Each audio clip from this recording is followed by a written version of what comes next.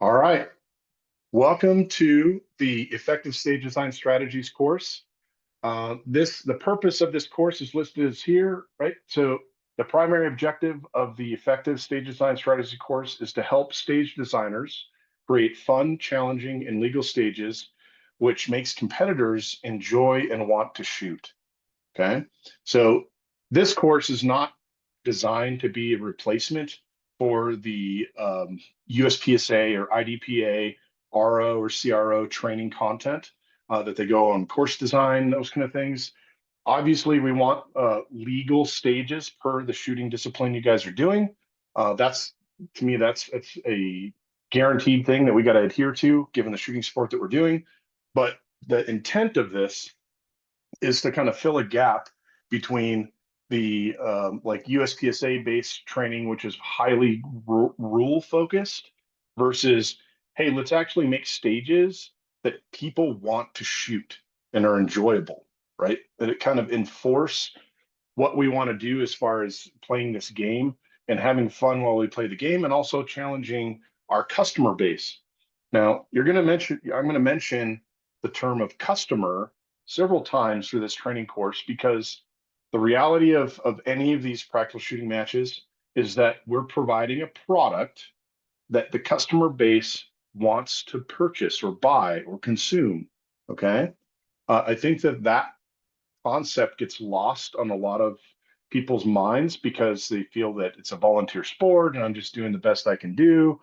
But in the end, all of these matches that we, as either match directors or stage designers, we're pulling together, it needs to be a viable product that people want to buy.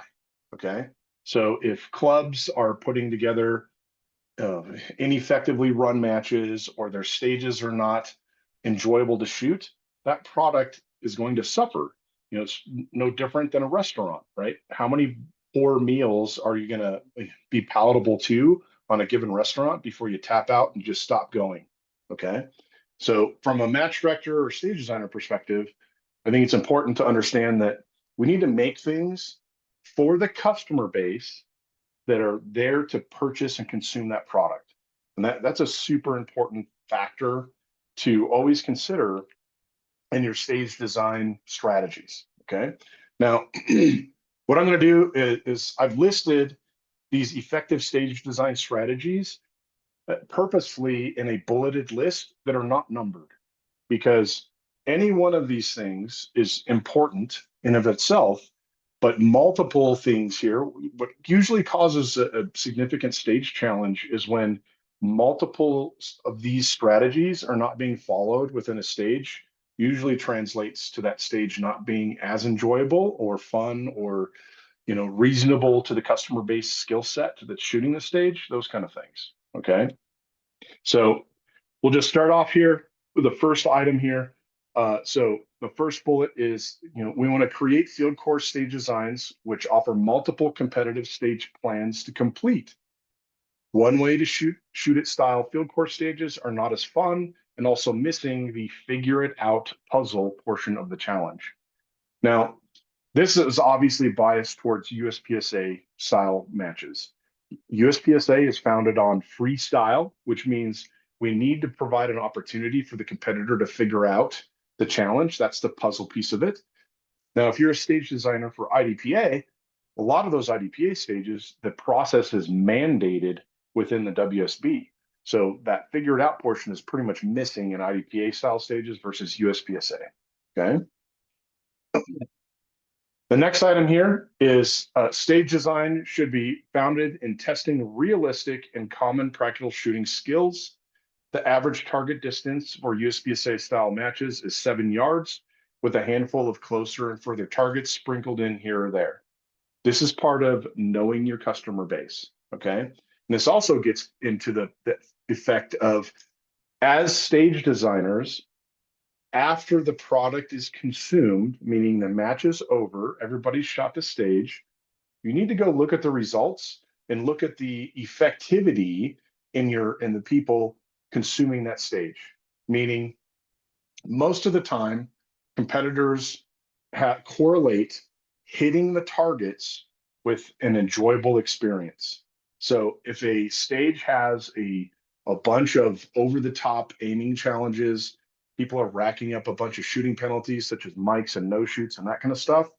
People are usually going to not enjoy that kind of a stage. They walk off the stage with 3, 4, 5 mics versus if they had to run further, even though from a hit factor perspective, their hit factor could be lower or the same as having mics, it just required them to run further to actually be able to hit the targets.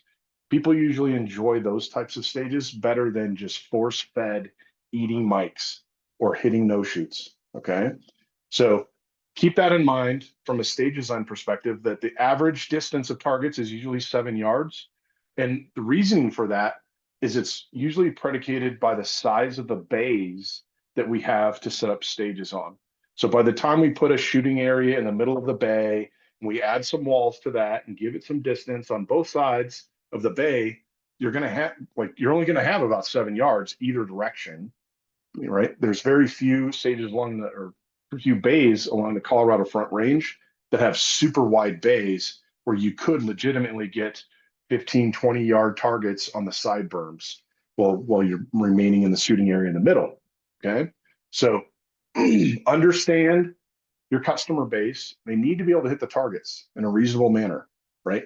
And also understanding your customer base comes down to the average skill set shooter is usually B class.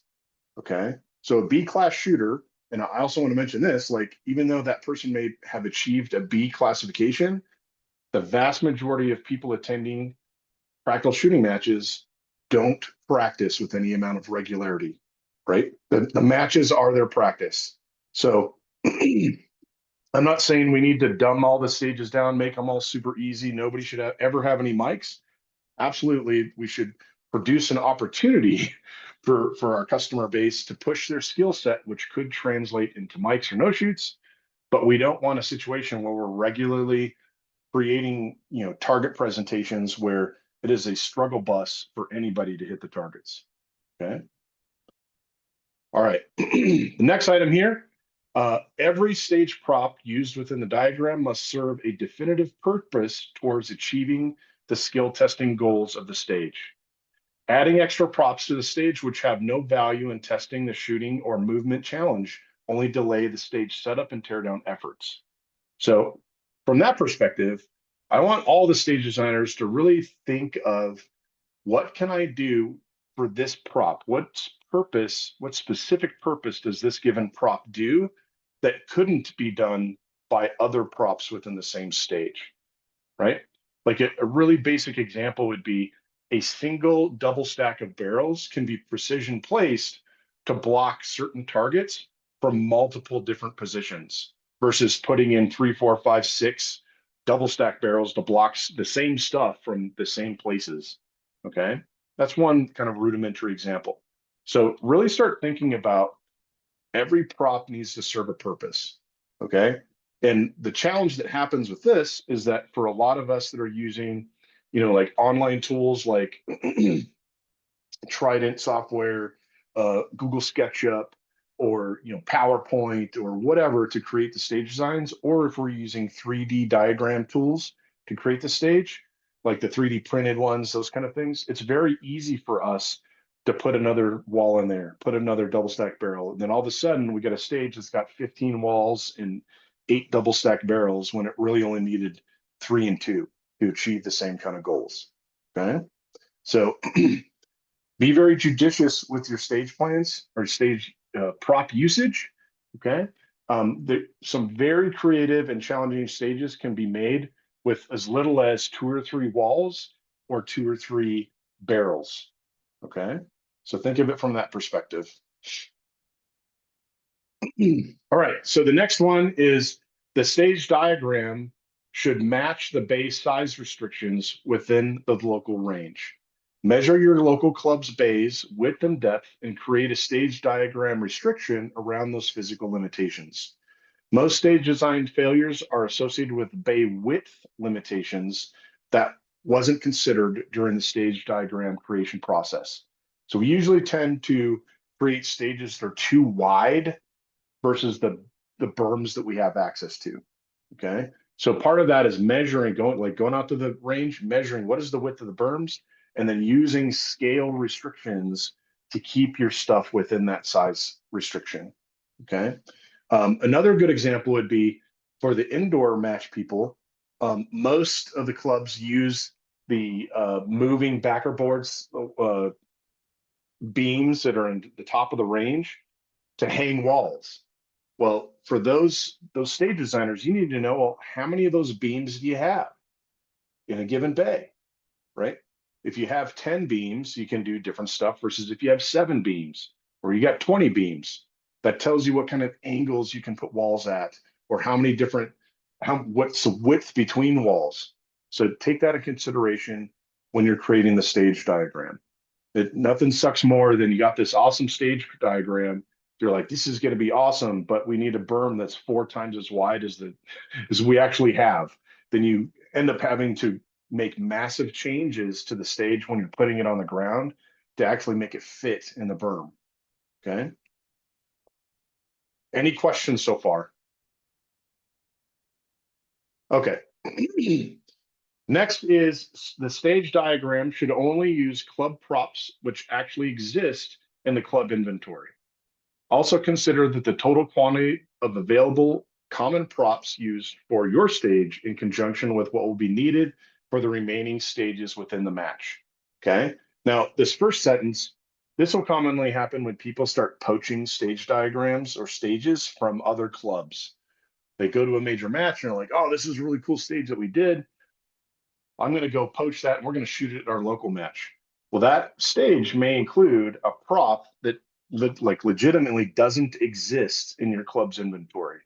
You know, it could be a weird wall, it could be a weird vision barrier, it could be a weird moving target, it could be an activator that doesn't exist, or it could be a non-shooting style prop like a briefcase or a cup or something that doesn't exist, right?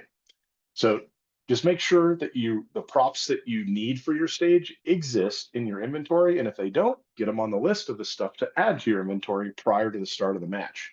Okay. Now, the total quantity of props, common props, the match directors should really own that effort, meaning they're capturing stages from their team members to pull together for the match. And they got to make sure, basically be the traffic cop on, are we using too many props from either common or special props? Like a really good example of a special prop would be a Texas Star. Like for my club, we only have one Texas Star. So if I get stages from 2 different team members that they both have a Texas Star in it, I got to tell one of them like, no, the star's already being used. Let's change that up for regular steel or something else. Okay. Same thing goes with walls. There's very few clubs that have high numbers in double-digit walls. So if everybody's stage has 10 or 15 walls, that's not going to work because usually there's not enough walls to facilitate that across the 5 or 6 stage match. Okay. So, or steel, like somebody could go bananas on a bunch of steel in a bunch of different stages.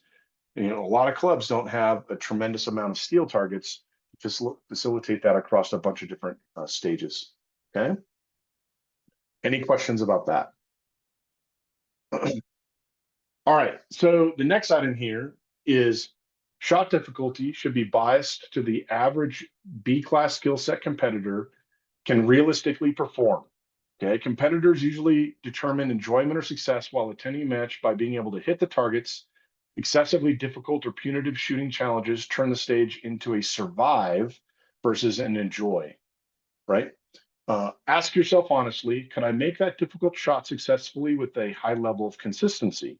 If the answer is no, then the shot difficulty is likely too high. And this is part of, tuning your product to your customer base. Now, some clubs, the bulk of their customer base has a lower average skill set than other clubs. So this is where, as a match director, you need to, after the match, look at the scores and see how many, like for each stage, what was the percentage of the shooters racking up shooting penalties? Okay. In my experience, if a stage has 50% or more of the shooters racking up shooting penalties, then some shooting challenge within that stage was too difficult. Okay. Now the thing that's hard to measure in that is if we have shooting difficulty on steel targets, because competitors will usually dig into trying to shoot at steel until it goes down, meaning they're going to keep shooting and shooting and shooting and shooting, and the failure in that is going to translate to time. So if you have an excessively long stage in time, that you probably had too difficult of steel shots in the stage. So Matt, I see you came off of mute. Do you have a question? Yeah, can you maybe drill down a little more on that? So maybe like, for example, a headshot, what would be a distance for a headshot that you would consider a B class shooter could make? Or and also maybe speak to like a full size popper. What kind of distance would you put Uh, a B class shooter for a full size yeah, popper? I would say that like a B class shooter should be able to do a headshot, with a certain level of consistency at 15 yards. Once it gets past 15 yards, if that thing gets to 20, 25, 30 yards, there's going to be very few people in the match that are going to be able to hit that reliably. Does that make sense? Now, Yeah, it I've does. found the Thanks. I found the hard lesson around steel at distance is that putting steel at significant distance usually turns into a time consumer. Meaning if you have a mini popper at 25, 30 yards, and the average person shooting that stage has multiple makeup shots to hit it, that's going to add seconds and seconds and seconds to their stage time. Now, per individual shooter, if each shooter donates 2, 3, 4 seconds on that piece of steel with misses, that in of itself doesn't seem like a lot of time. But if you have 50, 60, 70 competitors in your match, you have to times it by the number of competitors you have, right? So if you have a stage that is already a very big, large field course stage with additional distance hard steel shots, that's going to be a very long stage to get through for the match. That'll usually end up being the logjam stage of the match, just because there's going to be so many makeup shots trying to take the steel down that it's going to cause the time to overrun for that given stage versus balancing the time of shooting that stage versus the ones around it. Okay.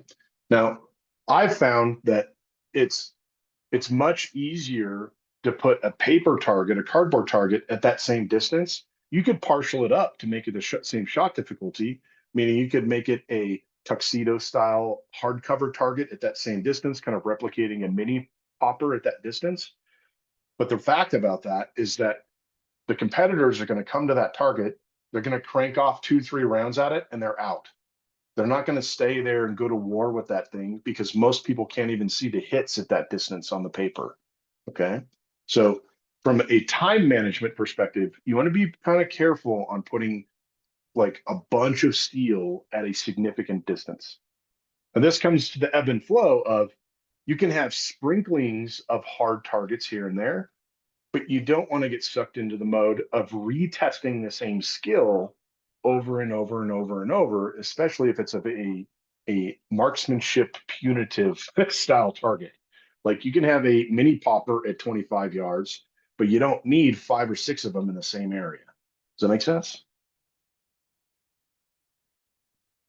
Otherwise, you're just retesting the same skill over and over and over, and it's really not, creating a dynamic, evolving type of test as they shoot the stage. Okay. Now, once again, the measuring stick of am I making the shooting challenges too easy or too difficult is the stage results, right? So please look at your stage results after the match and look at them both from a perspective of shooting penalties versus excessive time. Okay. Either of those things are both detrimental. Okay. And if there's 50% of the people racking up mics or no shoots, it's usually too hard. Now, the common thing that will happen here is we'll have a few competitors locally go to major matches like area matches or national matches, and those matches will have stages with crazy hard shots. And then they come back from those matches and they're like, we need more crazy hard shots in our club matches. And from the perspective of we want a product that customers want to buy, the average customer purchasing or attending these matches, they'll never go to a major match. So why do we want to put a punitive target against the majority of the customer base attending the match. I tell those competitors that come back from these national matches, we need much harder targets in club matches. I tell them, set up that crap in practice, right? That's the whole purpose of practice. If you want to do, 30, 40, 50-yard partials, have at it in practice. Or use the club match to make a smaller target artificially, and that's your super hard target, right? Instead of a full target at 25 yards, you shoot at the head, those kind of things, right? All right. The next item here on this page is try to imagine how each gun division would attempt to shoot the stage during the design and build process. Stage designers who normally shoot high capacity divisions commonly forget to look at the stage from the vantage point of a low capacity division stage plan. I've seen plenty of stage designs which were technically legal per USPSA rules, yet forced low capacity division shooters to perform standing reloads as an optimal stage plan. Look at hard leans within the shooting positions from both pistol and carbine perspectives. Many walls, barrels, and other props within the stage that require a hard left lean to access targets have been destroyed due to hits from PCCs. Okay, so look at the stages, not just how you're going to shoot it, and actually tell people you shouldn't have a predetermined way that you're going to shoot the stage. Okay, because once we layer on, this is how I'm going to shoot it, automatically makes you pretty blind to other ways the stage could be shot, and thus opening up holes in the stage design, which people can exploit because you didn't see it because you were too sucked into seeing how the stage is going to flow for how you're going to shoot it. Okay. Michael, I see you came off mute. What do you got? Yes, doesn't that seems a little contrary to the idea of offering people challenges with multiple options? How do you balance the two? So that's a really good question. So with multiple options, that my general guidance on providing options in a stage is with using less props to restrict, target visibility, meaning less walls, less barrels. So you're able to see more stuff. That usually ups the options count. Okay. Then use those few props that you have to only restrict access, visual access to, or physical access to a specific target or two. Like what I'll commonly see is that a wall setup will be configured so it blocks off a whole array of targets. When the only requirement that you needed for that given position was to block one of them. If you block one of those targets, it's going to force the competitor to move to that position. Then you could have the other targets visible preceding or after that, that gives the opportunity of options on what do you do with the remaining three targets. It's a very rudimentary example, but that's how you create options in a stage. It's also how you help these low cap division shooters come up with viable plans because you're not force feeding them into run here, stop, shoot 8 rounds, visually block to only 8 rounds worth of stuff, and then run to this other position and visually block to only 8 rounds of stuff, right? It's a good question. Any other questions on that? Now, the walls, the props, barrels, that kind of stuff getting shot up. My general rule of thumb on that is that you should not be using props to create a partial target. Okay. Using a wall or a barrel to create a partial target generates these props getting destroyed by shooters. I don't want to say intentionally shooting them or not, but they will shoot them. Right. So what I'm going to do is I'm going to fully block a target from the positions I don't want them to shoot it from. Then by the time they get to the position where I want them to shoot it from, the target will be fully open.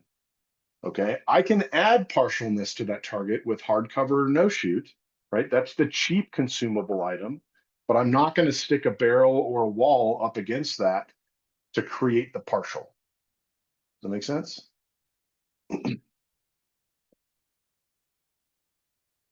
All right. Before we jump off of this first page, do we have any questions about any of these items on this first page? Got a quick question. Yeah. So kind of in the going back to Michael's question and looking at a stage from multiple options, do you sort of run through your head of, oh, I want to think about this like from a production standpoint and a carry optic standpoint and an open standpoint, or do you really just break it down into low cap, high cap, or like what what all lenses do you generally approach a stage with that? So I think that the easiest lens to apply is shooting positions, right? So if you put your competitor brain or view on and say, how would I shoot this stage? And you start to get into shooting positions that have, 10, 12, 14, 16 rounds worth of shooting, that's the optimal plan. That's where you got to probably start breaking some stuff up. Does that make sense? Yeah, that makes perfect sense. That's usually the best way to think of it, right? So, if the optimal stage plan is there's a boatload of blasting in one spot, you probably have stuff a little too open, meaning you can see too much stuff from one given position that you're forcing anyway, right? All right, we're gonna move on to page 2 here. Ensure the shooting positions and movement challenges are as equitable as possible given the wide range of physical capabilities or limitations of the attending competitors. Short competitors are at a disadvantage when requiring to shoot over props or through high ports. Tall competitors may have an advantage when reaching around or over props, making targets accessible when they shouldn't be. The average age of competitors attending practical shooting matches is 45 to 50 years old. Athleticism and mobility tests need to be biased towards what is reasonably achievable from competitors in that age bracket. Okay. So, the competition shooting sports, there needs to be a little bit of physicality to it. Like we got to be able to run between positions and that kind of stuff. But we shouldn't make it a foot race, right? So if the stage is designed with a bunch of non-shooting movement where the people that can run and scamper around really fast are, able to produce a faster stage plan than the average, physicality shooter, to me, that's a fail, right? We need to test movement. We need to test mobility, but those tests need to be predicated around our ultimate test is shooting at targets, right? So we got to be able to hit the targets and do that in a manner that is reasonable to the customer base attending the match, right? So obviously this is all done within reason, right? Or within safety, right? From a perspective of like a good example would be some indoor matches, the concrete floors are super slippery, right? So if I was match directing a indoor match that had super slippery floors, I would not create stage designs where shooters are running aggressively between shooting positions, shooting areas within the bay, because that promotes somebody potentially falling down. Does that make sense? The same thing goes for even outdoor matches where you could have a really huge bay and people are like, oh, we're going to use this whole bay. And it creates a 15, 20 yard, nothing but running scenario, right? For all the shooters to complete. That is testing a foot race. That is not testing practical shooting skills. Okay. The same thing goes for the mobility portion of this, right? There's a reason why we don't do a lot of prone position stages or kneeling stages, or let's jump up and down off of this given prop stages. Okay. We need to be able to do this stuff that's within reason of if the people attending these matches are not practicing the fun part, which is the shooting part, are they practicing their physical fitness? The answer is no, right? Like, I don't know about you guys, but me as a match director, I don't want anybody to have a heart attack at my match, right? I don't want people to fall down, break bones, tear knees, rip up ankles, right? This is a game that we should enjoy and be safe while we're enjoying it. We got to be careful about that based on the movement challenges that we put into these stages. Okay. All right, so the next item here is non-shooting movement tasks should be biased to reasonable movements that don't require a significant amount of athleticism. Excessive shooting movement within the stage should be eliminated. Competitors attending practical shooting matches to primarily test their shooting skills. This is not a track meet where winners or losers are primarily determined by who can run the fastest within stages. I think I already pretty much covered that in the first one here. The next item here is, proactive consideration must be taken for how the stage will be consistently reset or safely and effectively officiated. Okay. Avoid using difficult to replicate partial targets. Create foot traffic clearance between props, which will allow the RO to score the targets and the competitors to reset the targets effectively. Avoid prop placement, which would restrict the movement of the RO while officiating competitors. Okay. There's a lot of stuff to unpack in this thing here, right? So want to make sure if we're using partial targets, you got to think of it as, if I had to replace this target multiple times in the match, could I consistently replicate it? Okay. Like I've attended some matches in the past where they would have like a lightning bolt of a hardcover across the target. That would be very difficult to replicate if you had to make 2 or 3 or 4 of the same thing. If you can't replicate the partial target, the stage will get thrown out. Okay. And we need to present the exact same shooting challenge to everybody. And if you can't replicate the partial targets, the stage is done. Okay. We also need to place the targets within the stage that makes them easy to score and easy to reset. Okay. I've seen, this doesn't happen too often, but I've seen it happen where there's actually a pretty cool stage design, but you got to climb over stuff to actually score and reset those targets. That's going to take more time. The more time it takes to score and reset them, you could create a logjam scenario. Okay. This avoid prop placement, which would restrict the movement of the RO, that is usually associated with props that are uprange of the shooting area. Like this would be like hallways. Like when we create, usually it's lateral movement hallways. That creates a scenario where now you're stuck as an RO in this hallway with the competitor that could be running turning, changing direction, going in, coming out, doing all kinds of crazy stuff that you can only react to. Maybe you can get out of the way in time, maybe you can't. And since these stages are freestyle, we can only have some kind of semblance of an assumption of how they're going to shoot the stage. We don't know exactly how they're going to do it. So we want to avoid those scenarios where we don't give the RO an opportunity to escape the situation, right? So anytime I see stages with walls that are uprange of the shooting area, creating a hallway, 9 times out of 10, that's never really needed, right? All it does is create an officiating restriction. And most of the time, the ROs end up in a situation with that where they're hanging the clock over the top of the wall. They're trying to look through the perforated wall to see what's going on. Can they officiate properly in that manner? The answer is no. There's a lot of people that I've seen that should have gone home due to a 180 break or some other thing that they've done while they're in that hallway, but the RO couldn't see it. Okay.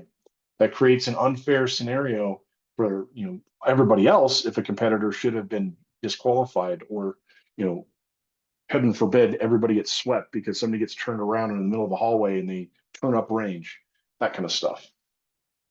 Okay.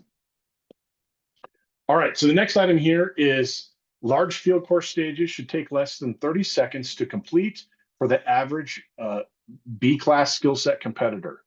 Stages which take longer than 30 seconds to complete usually create a squad logjam type of scenario in the middle of the match. Okay. Now, this comes back to assessing the performance of the stage in the middle of the match, or not in the middle, but you can actually look at the results of the stage, the squad churn time, and that's actually the next item here. But if you look at the results after the match, if this stage was 30 seconds or more by most of the competitors, by 50% or more of the competitors, it's too big of a stage, right? It could be either physically too big, or the shooting challenges within the stage were just so difficult that it took people forever to shoot everything. Okay.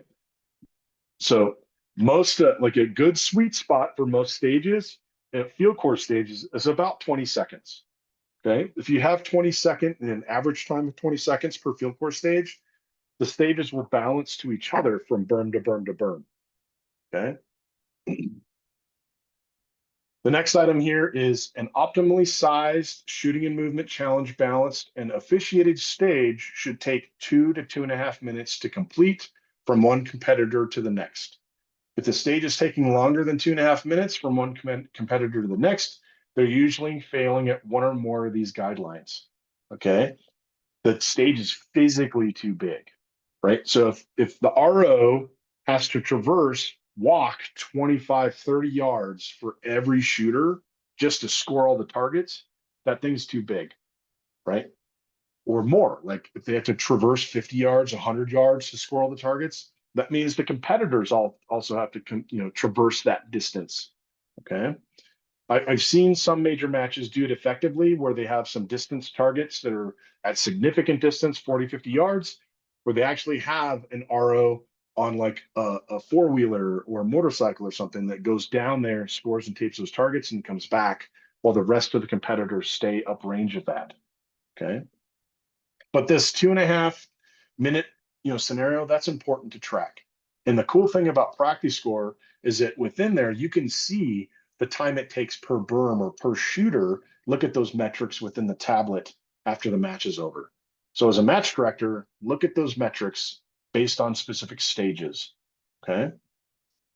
Now, the other element that could happen here that causes time is officiating the stage in an inefficient manner, where the RO is not the timer RO is not navigating the stage in the same path every shooter, regardless of where they finish, right? That's a really important scenario to think of when you're thinking about like right-handed shooters versus left-handed shooters, or a left bias stage plan versus a right bias stage plan. It's usually best to pick the exact same movement scoring path through the stage, regardless of where the shooter finishes. That way, the remaining shooters, the competitors, get into a normal behavior of resetting the stage. That really mitigates the pre-taped targets. Oh, I thought you already passed this. Oh, I've been doing it the same for the last 5 shooters, and I screwed up this 6 because this guy, we scored it the other direction for that one shooter. It eliminates a lot of that kind of problem. Okay. And reshoots, they take time, right? Haggling out and figuring out, oh, what was this? What'd you call it? Scored as? Like that all chews up time. Okay. The other aspect of it is scoring the actual targets, right? I always get my spidey sense tingling when I see a timer RO that has to walk all the way up to every single target and get their head down towards the hit to make the call. If that person needs that closeness to actually score the target, they need to buy some glasses, hand the timer off to somebody else. Like when you're within 4 or 5 steps of the target, you should be able to call the hits reliably. Sure, there's going to be an edge perf hit here or there. You got to get closer. But if you're doing that on every single target, sorry, bud, hand the timer off. It's going to take too long to get everybody through this stage. Okay. All right. So the next item here is after setting up the stage, move everywhere within the shooting area while observing the position of the targets. Lean excessively outside of common shooting areas to determine if extra targets become visible or shoot through scenarios are available. Make no assumptions as to how the competitors would shoot the stage. Every possible target engagement method or movement strategy must be considered. Look at the stage from a gamer's vantage point by trying to exploit flaws within the stage design. Assume that if the target engagement can be performed, regardless of how ineffective of a stage strategy it may be, some competitors will do it. The common attitudes towards this is nobody would do that, then somebody does it. Okay. Now how people, stage designers get, lose sight of this specific item here is when they only look at the stage based on how they are going to shoot the stage. Okay. Now, it's important that you look at the stage from a perspective of how could it be shot in any manner, regardless of it being a good or bad stage plan. Okay. That will really help you eliminate the things that could happen. You also need to consider the taller competitors versus the shorter competitors. Okay. A really tall competitor could lean out way more than you and see a bunch of extra stuff. A shorter competitor could not be able to reach the targets. They're very low if you have a bunch of obstructions before, ahead of those targets. So you need to think about both of those aspects when you're setting up a stage. Any questions about this? Usually what I do when as a match director, I walk my stages, the stages that my team sets up, and I look for the obvious safety violation stuff. Oh, this target's past 180, or you're requiring more than 8 shots from a given shooting position. I look at it from a legality perspective. But when it gets into options, I ask the stage designer during that walkthrough process, do you want a shooter to do this? Because I can currently do this. So maybe that's the intent of the stage designer to make that an option. I don't want to force the intent of the stage designer, but I want to provide, bring them awareness that this current, process is possible based on the current stage design. Okay. All right. So the next item here, when using activated targets, use a prop configuration methodology, which is simple, reliable, and easily repeatable. Activated targets must present the exact same activation timing for every competitor.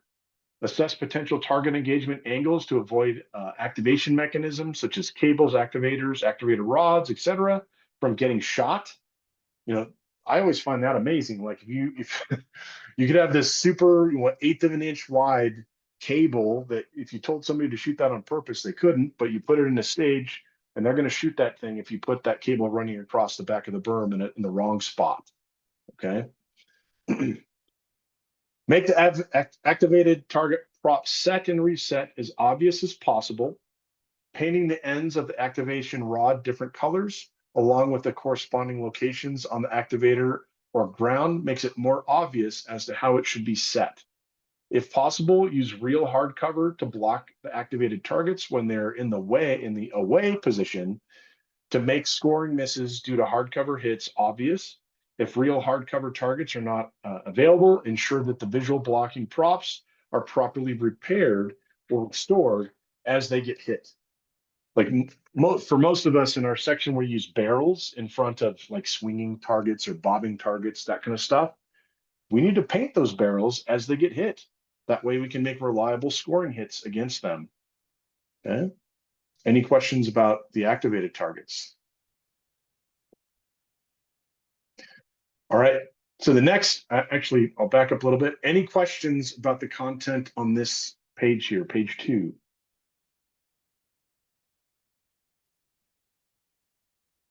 All right. Page 3. When using activated targets, attempt to provide an opportunity for the competitors to engage other targets while waiting for the activated target to appear. This is part of the puzzle in figuring out the optimal stage plan. This also allows competitors to determine if they want to risk adding in other targets between the activator and the activated target. Okay. Avoid placing steel targets in close proximity to one another or at the same depth plane. Ricochets or splatter from one steel can cause steel targets next to the one being shot to prematurely fall. Also avoid placing cardboard targets next to or on the same depth plane as steel targets. Cardboard targets placed close to steel targets will get peppered with splatter from the steel and become difficult to score. Okay. What I've found is that horizontally, if you place steel targets on the same plane, but more than 3 feet apart, that's usually apart enough that ricochets are not going to affect one or the other. Okay. If they're closer than 3 feet horizontally, if you displace them front to back at least a foot, that's usually enough to keep them enough separated that they're not going to affect one another from a splatter perspective. So I've seen way too many times where we have stages where there's steel targets on the exact same depth plane horizontally right next to each other. And almost every one of those matches, there's some kind of reshoot happening because other steel is falling while the competitor is shooting at a different piece of steel. Okay. Looks like Robert Wyatt has a chat message here. It says, also avoid putting paper just in front of steel. Ideally have them behind the steel. That's a really good advice there. Like, usually the steel on most ranges is leaning forward to keep the ricocheted or splatter in the berm versus ricocheting outside of the berm. And that forward lean will have potential of that splatter going forward to hit the cardboard targets. That's why the recommendation there from Robert is to put it behind the steel. Great advice there, Robert. Any questions about that? Any thoughts on using disappearing targets? Yeah, I mean, using disappearing targets with the recent rule change in USPSA, where they basically eliminated being able to completely blow them off and not end up with legit mics in the FTEs, basically makes it so all competitors actually have to activate it and attempt to engage that, or I should say, they have to activate it. They don't even have to shoot at it, but they have to activate it from a disappearing target perspective. Um, as far as like a shooting challenge perspective, uh, in like my club is out on the Eastern Plains. Our weather thing that we normally contend with is wind. And I've found like we used to have several drop turners as disappearing targets, but we found over the years that depending on the strength of the wind, it would dramatically change the timing, the exposure timing of that drop turning target. So that's one of the reasons why we went away from using drop turning, disappearing style targets. Okay. I think a more reliable disappearing target would be like a bobber that's a single cycle bobber where it goes up once and then gets retained back down at the bottom. That kind of situation. That'd be pretty replicatable regardless of wind. Robert, you got something? Yeah, could you speak to avoiding putting poppers basically directly in front and behind each other so that you have a popper in front and one immediately behind? So the first one has to be shot before the second can be activated, and kind of the challenges that happen if one of them doesn't go down correctly. Yeah, so from a scoring perspective, you could manufacture a scenario where let's say that there's a big popper in front of a little popper. That's usually the most common representation of front to back steel scenario, meaning you got to shoot down the big popper in front before you can actually see the little popper behind it. In that circumstance, let's say that the competitor shoots and hits that popper in front, but it doesn't go down.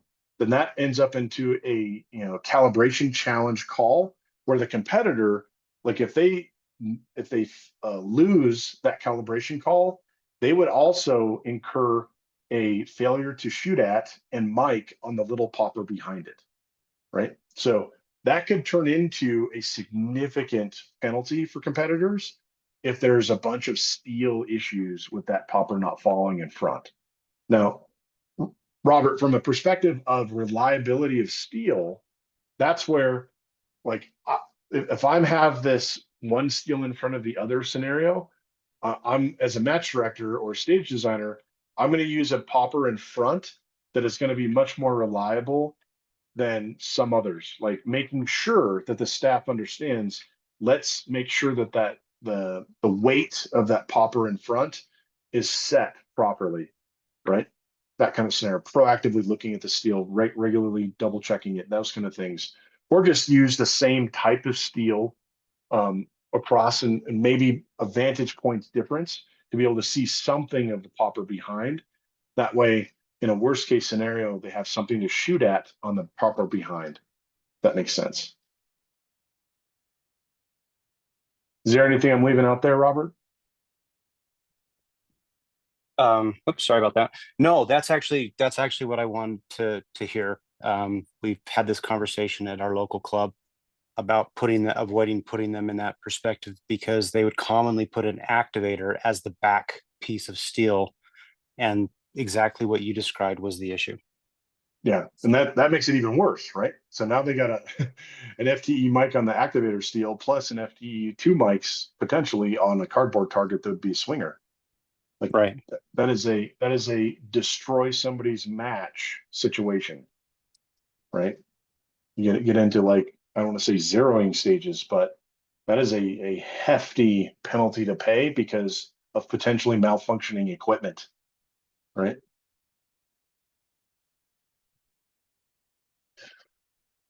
All right. So the next item here is assess common shooting positions versus props, which may serve as visual barriers from a perspective of the prop getting shot.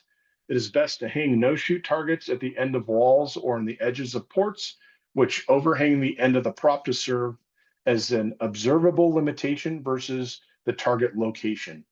At a minimum, the cost of the competitor hits impacting no shoot target is much less expensive than it impacting the prop itself. The additional benefit is that it's much easier to score and restore hits on a no shoot target.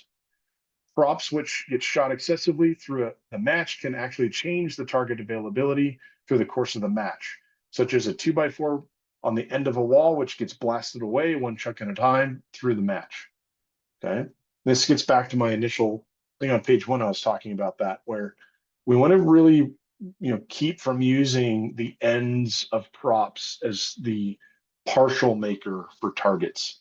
We want to use legit like no shoots or hardcover to create that partialness on the target. Okay. All right. The next item here is, in general, try to keep the stage design and requirements for the within the following no more than 4 recommendations. Most of the this is not fun and I need to survive this type of stages are breaking multiple of the below recommendations. Breaking 1 or 2 of these recommendations on a stage design can translate to an enjoyable experience if other accommodations are made to offset the variance. Okay, so this isn't set in stone, but most of the stages that I've come up on, that's like, yikes, this is not a fun stage. I just need to survive this thing, are breaking many of these given no more than 4 rules. Okay, so the first one here is no more than 4 gun handling tasks required to complete the stage. Okay, when I talk about gun handling tasks, I'm talking about a draw. That is one gun handling task. Then a reload would be another gun handling task. Now, where this gets out of control is when we force competitors to put their magazines strewn like in different places within the stage, like forcing them to put like 1 magazine per barrel type of situation or 1 magazine per table type of situation, and there's 3, 4, 5 different tables or barrels. That's where we get into this mode. And we also make it an unloaded start, right? So picking up the gun is gun handling it task 1, getting your first mag and loading it, that task number 2, then every subsequent reload after that is yet again another gun handling task. So we really want to get away from having them do a bunch of gun handling tasks on a given stage. Okay. The next is no more than 4 consecutive strides of non-shooting movement within the stage. Now, consecutive strides is we're running from one position to the next, and for the average height and gait person, they can traverse an 8-foot wall in about 2.5 strides.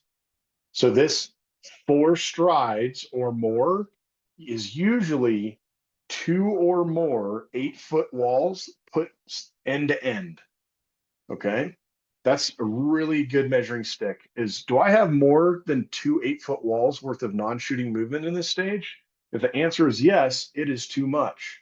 You need to either put targets within that traverse distance so they have something to shoot at, or you got to take a wall out, reduce the length of the stage so there's not an excessive amount of non-shooting movement. Okay. The next is no more than 4 using of the same main stage props, walls, barrels, those kind of things. Okay, some of the most fun stages, challenging and option-filled stages I've shot only had 2 or 3 walls or 2 or 3 barrels. Okay, if you want to have more options in your stage designs, use less props. Okay, if you have, and this is where in our mind's eye, when we create a stage diagram, we want to make it look complete.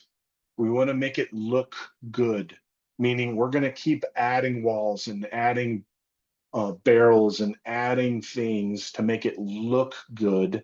But more often than not, half of those props or more serve no valid purpose to the shooting or movement challenge. It just makes the stage look better. Okay. And it also usually restricts options. The next one, no more than 4 cardboard targets required to be engaged within a single position. That's a USPSA rule. We can't be forcing people to shoot more than 8 rounds. And usually our cardboard targets are getting shot with 2 rounds each. Now this would be less targets if it's 3 or more rounds each, but that's where you're gonna really start looking at your setup of target arrays, right? It should be a pretty rare circumstance where you have more than 4 cardboard targets in an array and you can only shoot them from that one spot, okay? Usually the only time that happens is if the requirement is only 1 shot per cardboard target.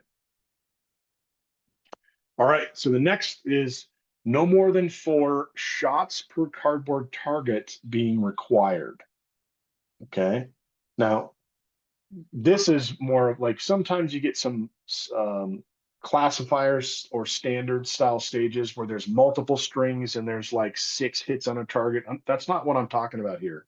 I'm talking about a field course stage that has 5 or more hits per target, and that's repeated over and over and over and over in the stage, right? You're not testing a new shooting challenge by, shooting more than 4 rounds on a target. You're just repeating the same thing over and over and over and over and over. Makes it less fun. Okay. The next is no more than 4 excessively difficult targets within a stage. Okay.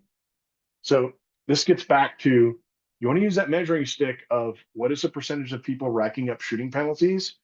If you have a stage that has 5, 6, 7, 8 super difficult targets to shoot at in a single stage, that thing is going to be I need to survive this. It is a grind. I don't care how long my stage is. I'm not enjoying this. I just want to survive it stage. That is not a product people are willing to pay for, not on a regular basis. Okay. You can have sprinkled in difficult shots here or there, right? That's still testing marksmanship. You can still do those things, but it can't be excessive, right? Quantity wise. Lori, I see you unmuted. What do you got? I did. I just want to know what your opinion of an excessively difficult target is. We're not talking about half of a target or headshots. Are we just talking about at a long distance, minimizing the shooting area, or? It could be any of the above, right? You could create an excessively difficult target just by, it could be an open target, but you're forcing a mega lean to get to it, right? It could be that extreme. It could be something that is a significant distance. It could be an open target at a significant distance. It could be a steel target at significant distance. It could be a close target that has a dramatic amount of partialness, right? It could be anywhere in between, right? It comes back to, could the average skilled B-class shooter consistently make those shots? If they can't, I consider that an excessively difficult target for your customer base, right? Now, if the average customer base attending your match is all A-class and above shooters, you can bump up that shooting difficulty, right? But if your average skill set person attending your matches is C-class, those guys are going to get obliterated with those same type of difficult shots. It's all about tuning the shot difficulty based on your customer base, knowing who's attending your match. Okay. The famous last words that I hear a lot of stage designers say is, we're going to make this stage, the shots really hard to really give those GMs something to do. We're going to work them out. Well, the reality around that is that the GMs, they're going to aim hard and they're going to get their hits and they're not going to care how long it takes to do that. Then all the rest of the B and C class guys are going to get annihilated on that stage with mics, right? And most of the guys, like the quantity of GMs attending the match are so small and insignificant, they're not paying the bills. The C and B class shooters, those are the ones paying the bills. And that's why the product needs to be biased towards that customer base. Okay.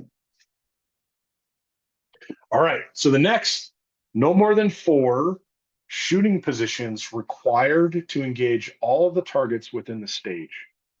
Now, each shooting position, if you're doing it at a GM level pace, it usually takes about 1.5 seconds to get into a position and 1.5 seconds to get out. So each shooting position costs 3 seconds in just movement to get in and out of. So if we have a stage with 4 shooting positions, that's 12 seconds. If we have a stage that has 6, 8, 10 shooting positions, that massively balloons the stage time just because it takes us time to get in and out of the shooting positions. Okay, so anytime you got a field course stage with more than 4 shooting positions, that's where it gets kind of sketchy. Okay, you're going to blow out the stage time and it's going to turn into a log jam. All right, next is no more than 4 minutes for the average skill set competitor to identify a stage plan. Okay, now, this is where everybody loves their memory stages, right? Like those are to me the exception. Like on an average field course stage should not take a significant amount of time for the competitor to figure out a stage plan. This is what I could do. This isn't, I've identified my plan and I've memorized it within 4 minutes. That's not what I'm saying here. I'm saying we want to choose a stage plan and identify one that we could execute within 4 minutes. Okay. The reason for that is that we usually give competitors about 5 minutes to walk the stage before the squad starts to shoot the stage. Okay. All right. So the next is, and the last is no more than 4 mandated non-shooting tasks or actions to perform during the stage. Now, some people, refer this to prop tossing, right? Oh, let's pick up this bag and put it over here, or move things from here to there, or open up a bunch of doors, or slap open a bunch of ports. Like we can have some of that, but we can't have a bunch of that. Okay. Any questions about any of these no more than 4s? All right, so this is the stage design strategies. Now we're going to get into the effective written stage briefing strategies. So this is more of how do we create verbiage that makes our written stage briefings solid, okay? So the first item here is create WSB verbiage, which offers the competitor the freedom to choose how to complete the stage. Overzealous stage procedures that dictate many actions or requirements are not as fun and also missing the figure it out puzzle portion of the challenge. Okay. Next is use clear, complete, and concise verbiage within the written stage briefing. Ensure that all required content is clearly defined within the WSB. Read the WSB verbiage out loud to ensure that the content can be effectively spoken and clearly understood by others. Every word within the WSB must serve a definitive purpose towards achieving the skill testing goals of the stage. Okay. Now, I hate to say this, but I've rolled up on way too many stages where I try to read the start position or the stage procedures, and I could not read those out loud in a coherent sentence. Okay. We need to be like, if it's hard to read it as a coherent sentence, can people interpret that properly? The answer is no. There's going to be confusion. There's going to be questions, right? You don't want competitors asking a bunch of questions about the verbiage within the written stage briefing because It is not concise. It's not precise. Okay. Just as we create the stage diagram where every prop must serve a purpose, every word in the written stage briefing needs to serve a purpose. Okay. Any questions about that? All right. Next is test the WSB verbiage by attempting to game the WSB while intentionally looking for holes in the content as written. In general, the more verbiage that exists, the greater the chance that the content will be misunderstood or potentially gamed. Okay. Now, gamers are going to game. They're going to try to find holes in either the physical stage design or they're going to try to find holes in the written stage briefing. That is part of the game. Okay. You need to make sure and test, can my physical stage be gamed? Can my verbiage be gamed? Okay. I think more effort goes into closing the holes in the physical stage design, less effort goes into the verbiage. Okay. If we have holes in the verbiage or it's misunderstood, right, where it creates, like, let's say, different squads using different start positions because the verbiage isn't very clear on where or how we start the stage, that could lead to the stage getting thrown out because there's not enough time to reshoot all the shooters that did the wrong start position. That's just one example of that. Okay. This is where, to me, there's no place for intent. Usually the first thing that comes out of the stage designer's mouth when I point out holes in their WSB verbiage, it's, well, I intended them to do this. I don't care what you intended. I'm doing what's possible based on the verbiage that's listed. Do you want that to happen? Right? There's no intent. There's only what is defined based on the words that we use. Okay. All right. The next is the effective or ineffective completion of gun handling or start position requirement tasks should have a tangible impact on the competitor's overall stage score. Requiring abnormal hand position or gun load condition scenarios when the first shooting position is 3 or more strides away from the start position have very little tangible impact on the competitor's overall stage score. This is another thing that happens very commonly. We got stages where your gun's unloaded on top of this barrel, and this barrel is well outside of the shooting area. And you got all this wrists above, shoulders, all this other kind of craziness defined in the start position, when in the reality, from a score perspective, all of that crap makes zero difference to the hit factor of the stage. Okay. The stage could have been, the gun is unloaded, hands hovering over the gun, and it'd make no difference. Okay.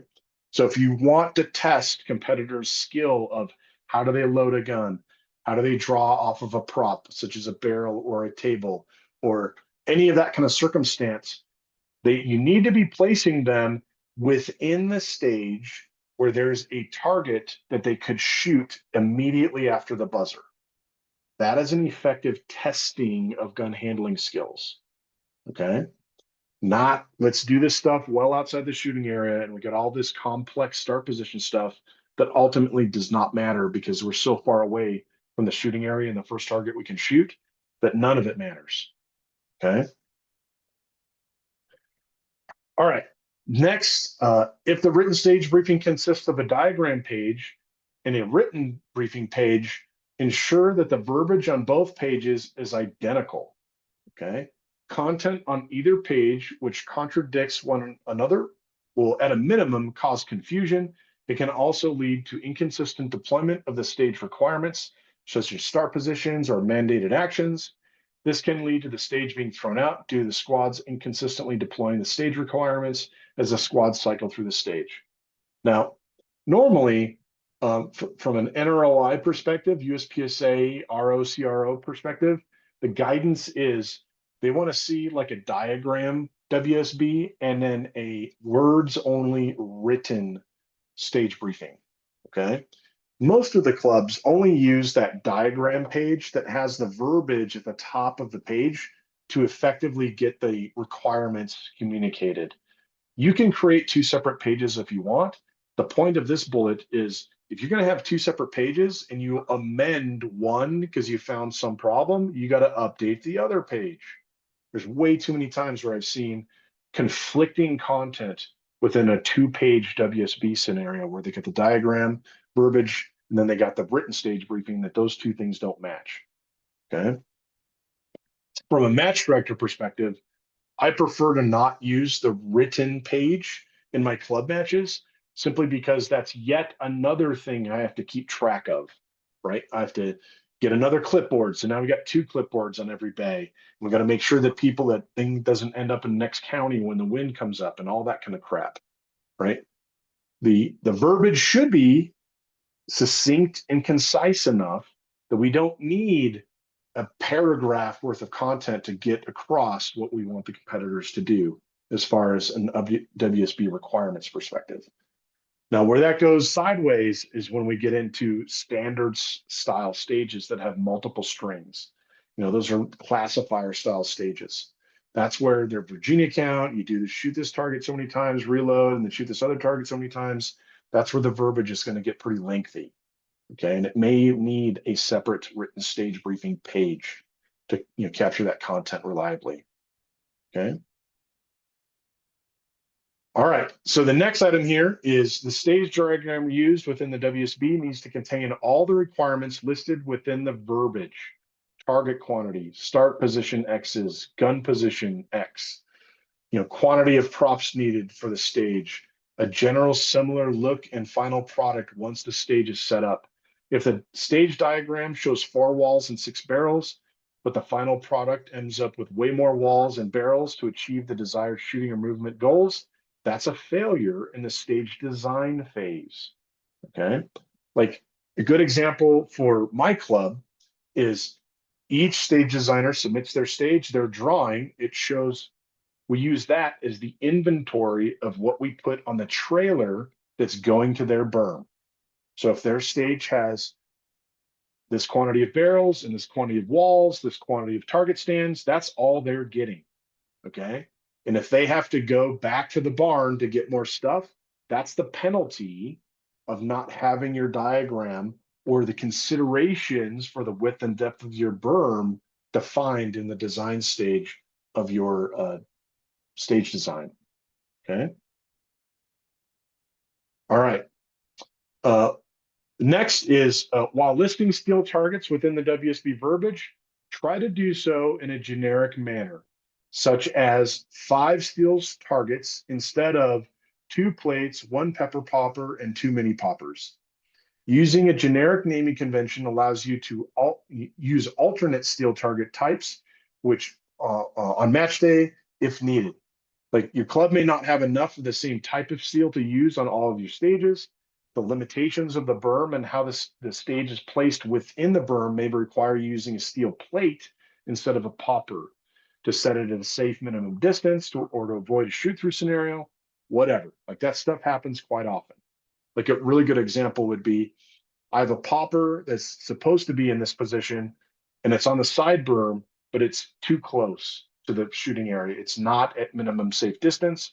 I can easily replace that with a plate where the stand is poked into the side berm further away from the shooting area, putting it at safe distance. Does that make sense? If I write the steel down in the WSB as generic, quote unquote, steel, then I can do that, right? Any questions about that? All right, so the last item here is replicate common start position verbiage from one stage to the next when they have the same or when they're the same or similar. Okay. The following start position descriptions achieve the same goal, but get there using vastly different verbiage. So what the first example is standing inside the shooting area, toes touching X's and wrist below belt.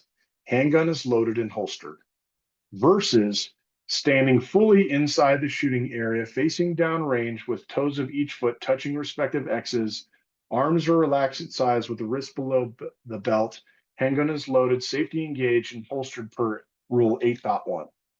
The first version is concise and to the point. The second version is too wordy and can lead to potential misinterpretation. Okay. Any questions about that? All right.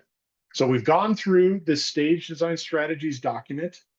As I said at the start of this, try to adhere to these strategies while you're creating your stages, both on the diagram or the verbiage, or when you're setting it up on the bay. The more you adhere to this, the more enjoyable options people are going to want to shoot your stages versus them being a grind or potentially leaving gaping holes in stage design, which people will exploit. Okay. Now, most of the time when I go to my local club matches, I usually put on I feel bad for this match director, so let me help them fix their stages mode. Okay. And I do that enough times until I've done it too many times. And I tell the match director, I'm in exploit mode today, meaning I'm not going to tell you what the holes I find in the WSBs or the stage design. I'm just going to exploit them because that's the only way you're going to learn the lesson, to plug the holes proactively. Right? Take that higher level of assessment during the creation of the WSBs, as well as once it's on the ground. Any questions about this content we went over here before we jump into the individual stages? Yeah, question back on Robert's question about the sequential targets. What was your thought on running something like that? Would you run that at your own match, or is that just too risky to screw over a competitor? So personally, like, let's say that there's the scenarios, you have a bigger piece of steel in front of a smaller piece of steel, and that smaller piece of steel activates a swinger. In that circumstance, unless I have additional static targets around within that array, it doesn't make sense, because all it creates is a fixed time scenario where everybody has to shoot the front steel, wait until it falls, and then shoot the back steel.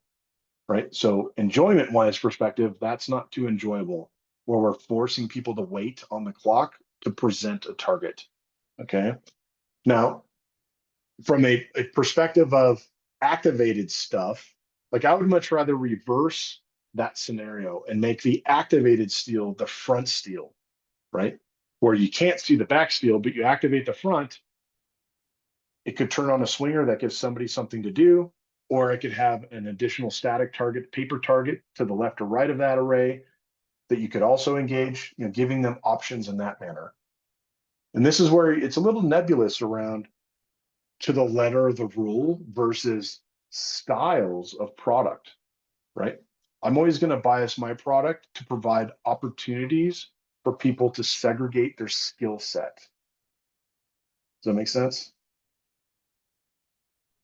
Like, a skill set segregator is providing additional stuff to engage after shooting the activated target. What about the scenario there where if that first target fails, then that competitor potentially gets screwed over if they lose the challenge? Does that kind of stage, or that kind of scenario, is that something you would not want to deploy at one of your matches for that reason, just because of the risk of screwing over a shooter? I think the penalty of it is too high. It's too significant, at least in my book, right? Like, instead of it just being a mic, now we got a mic on the steel that didn't go down. Then we got a mic on the steel behind it, plus a 10-point failure to shoot at, plus 2 mics on the swinging target, plus a failure to shoot at on that.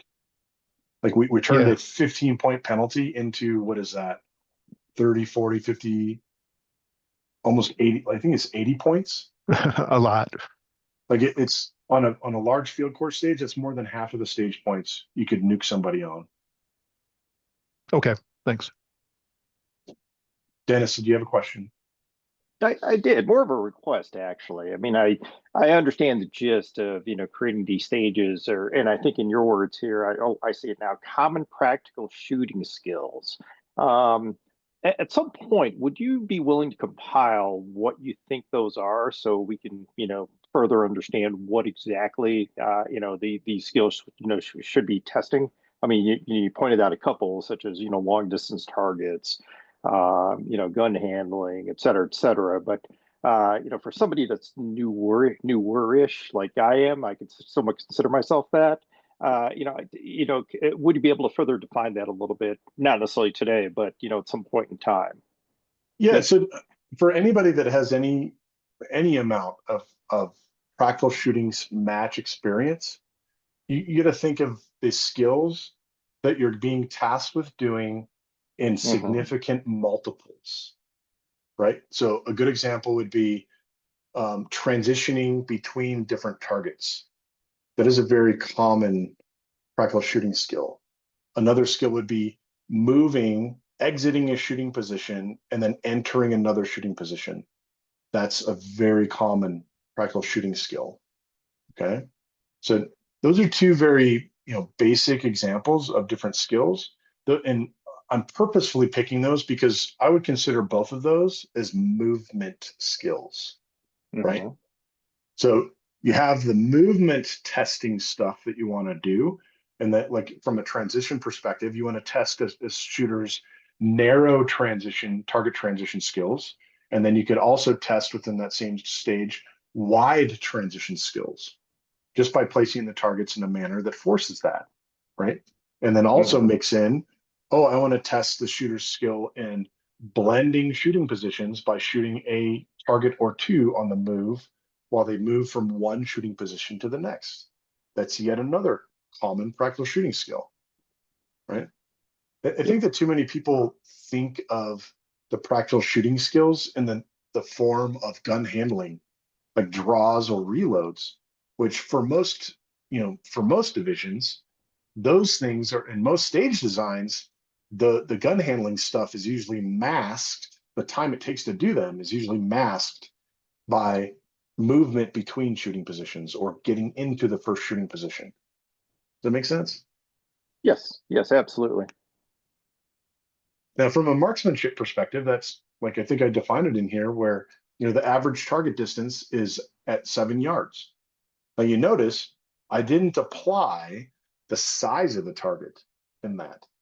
Like, you could have a 7-yard target that is just the eyeball A zone in a target, and that is a very difficult target, even though it's only at 7 yards, right? Or you could have a full open target, but you could have that full open target in a position in the stage, which an optimal stage plan would have the shooter running across the stage while they're engaging that target. Now that open target becomes a much more difficult target to generate solid hits on. That's a common practical shooting skill.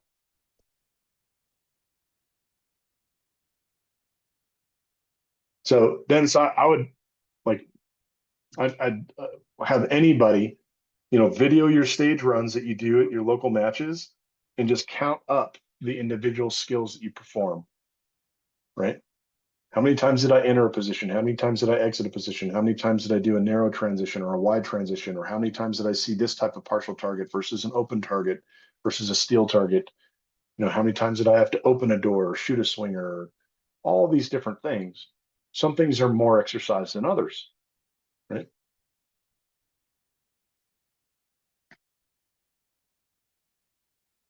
Any other questions?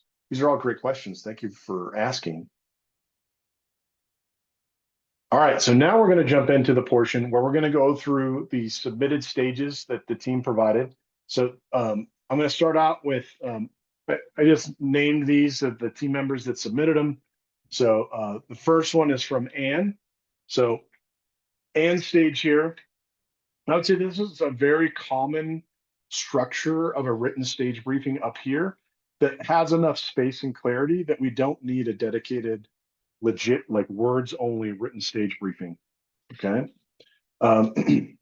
The one thing that I can optimize or point out here is we mentioned this, that you might want to change up this instead of identifying specific steel, just name the quantity of steel. Like in this, you have 5 on the star. I'll just say 10 steel. Does that make sense?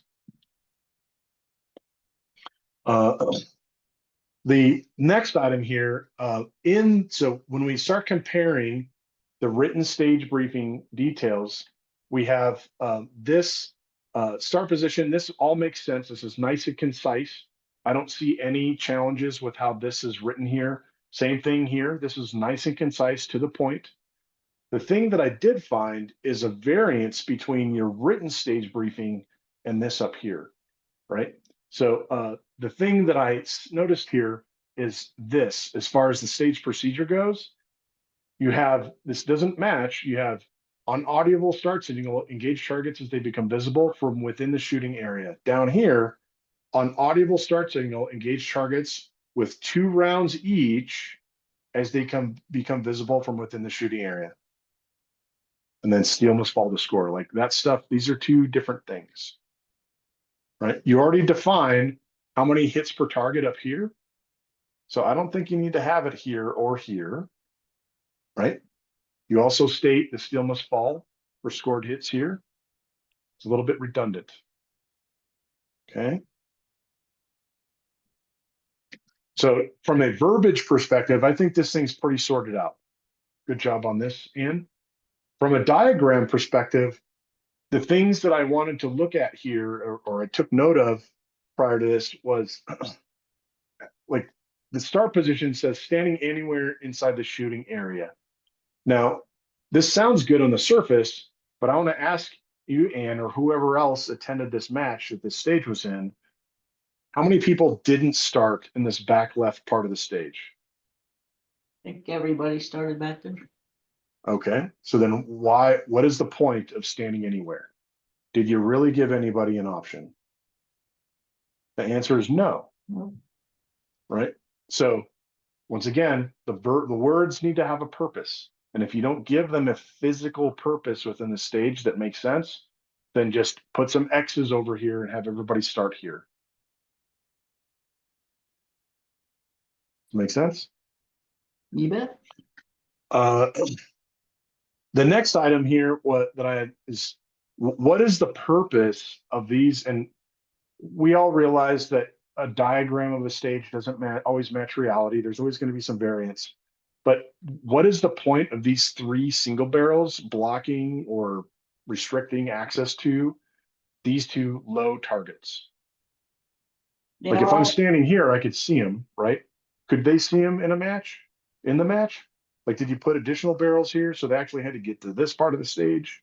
Yeah, we actually we made 2 double stacks on either side.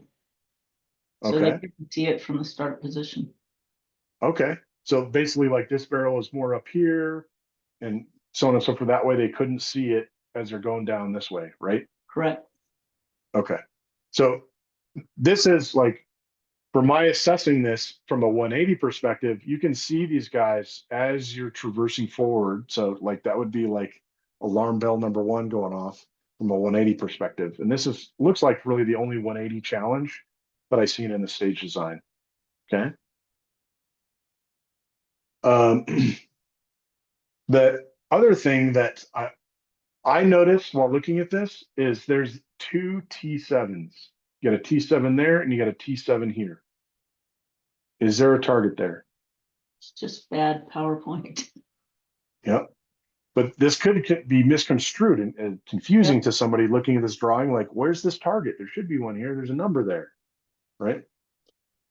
I think that I think I've seen a video on Instagram of Curtis Brotherston shooting this stage from the Pueblo match. And he was able to, quote unquote, game this stage by cramming his body through this port and shooting these steel from this port. Did you want that to happen? No, that's why the barrels were there. I saw the same Instagram and I was like, doggone it. Yeah. Well, so here's the question. Did you jam your body through this port to look and like create that position? No. Okay. That gets back to one of the guidance items, right? Like you gotta, no matter how crazy you think it could be, if you can cram your body through here, what can I see? Right? So if we don't put ourselves in all the possible circumstance, then we could create a hole in the stage that could be exploited. All right. Now this is more so of like from a club to club to club. Every club kind of has their different flavor of stage props. In the Pueblo Club, you guys have quite a few of these port walls where these ports go top to bottom of the wall and they're really wide. So you can get, like, even me, I'm a nice and chubby guy. I can cram through these ports and get to a lot of stuff I probably shouldn't. So that might be a situation where you might want to restrict the size of these ports so that kind of gaming can't happen. Okay. The last comment that I had on this one is that it seems like there's quite a bit of repetitive shooting challenges, right? Like if everybody's starting here in the back left, you have two of these targets. If they're both open targets, what are we testing differently between these? Really, the only test here is a transition. Okay. But then we have, yet again, same targets, same kind of targets, same kind of targets. So what are we varying in shooting challenge within arrays? That is another important thing to consider here. Are we just retesting the same thing over and over and over, or are we varying the skills being tested? All right. Any questions about yours? Yeah. So how would you change that? For example, would you maybe put some hard cover on T1, but keep T2 open and have the same kind of variation on the other twos? Yep. Yep. I'd vary them up a little bit, right? And whether you want to make it a much more difficult shot or just a little bit more difficult shot, it's a different thing. It's a different sight picture, right? Gotcha. Just to throw it out there in the match. I think T2 was upside down, so there was at least okay. When it got on the ground, there was some variation. Yeah, that's like if that's the way it turned out, then that's a great variation. Right? That's at least a vertical transition versus they're both set at the same height. Yeah, we also turned T10 upside down. Okay. So like, yeah, go ahead, Dan. Well, I have a second question, but if you want to finish your thought, I'll pause. No, go. Regarding the start position standing anywhere, why would that not go towards letting the shooter solve the problem? So, even though most stages everyone kind of devolves into shooting it the same way, regardless of what the options are. But why wouldn't that at least provide some shooters with an option? Well, I guess like you can tackle it that way. If I'm going to have a standing anywhere inside the shooting area, I'm going to produce a stage diagram that provides a reasonably even start position on the right and left of the stage. I got you. Does that make sense? Yeah. That way there's at least a viable, hey, I could legit shoot this thing right to left, or I could shoot it left to right. Versus in this, like, yes, somebody could start up here in the front and then retreat this whole thing, but there's not going to be very many people doing a competitive stage plan as such. So if there's way too many of these stages where we have to start anywhere, but that doesn't matter because everybody starts in the same spot. So from a match director perspective, it's much easier to eliminate questions by just saying, toes on X's in this position. Gotcha. Any other questions on end stage? All right, we'll move over to the one provided by Brandon. This looks like Ben Woman pulled this stage together. On this, the start position is feet touching X's, wrist below belt, gun is loaded and holstered. The PCC start is feet touching X's, buttstock on belt, muzzle pointed down range. PCC is loaded. From a saving verbiage perspective, like for my matches, I'll say, I'll change this from gun. I'll change this to handgun to differentiate it between, pistols and PCC. And then down here, I'll list same as handgun with just the variances of PCC listed, such as same as handgun with buttstock on belt and so on and so forth, right? The stage procedure on start single engage targets as they become visible from within the shooting area. That's pretty straightforward, nice and concise verbiage here. So Charlie, yeah. Back on the difference between the handgun and PCC, Yep. What's the advantage of doing that? I'll just say from a PCC shooter, I want to just look at the PCC directions, but if I do that, I've got to go back and look at the handgun position too. Okay. So for this stage, the start position is pretty concise, right? So this is like if it was more like extensive around, oh, like really what it comes down to is I want as much real estate for the diagram as I can get. So sure, I could double list this. This is using 2 rows of text. This is using 2 rows of text. If I could truncate this to 1 row of text, that gives me more real estate for a drawing. That's predominantly from the perspective of I want competitors to actually see what the diagram looks like. Okay. Whether like you have a good point, like you as a PCC shooter, I want to only read the PCC start. Okay, that makes sense. But how many times did they match? You tell me as a PCC shooter, how many times because you shot a whole match and never read the pistol start? I'd venture to say never, because there's always some kind of variance in the pistol portion of this that is not replicated in the PCC across all the different stages. Okay. And are you saying that they should be very similar So, or almost exact? well, so per what NROI it suggests, each start position, whether it's pistol or handgun, should fully descript what the start position is. So like this is meeting NROI requirements. Like if this was a level 2 match, this is what they want, right? But in a club match, a lot of times in a lot of our club matches, these don't match from a perspective of relisting all the body parts stuff down here in the PCC portion.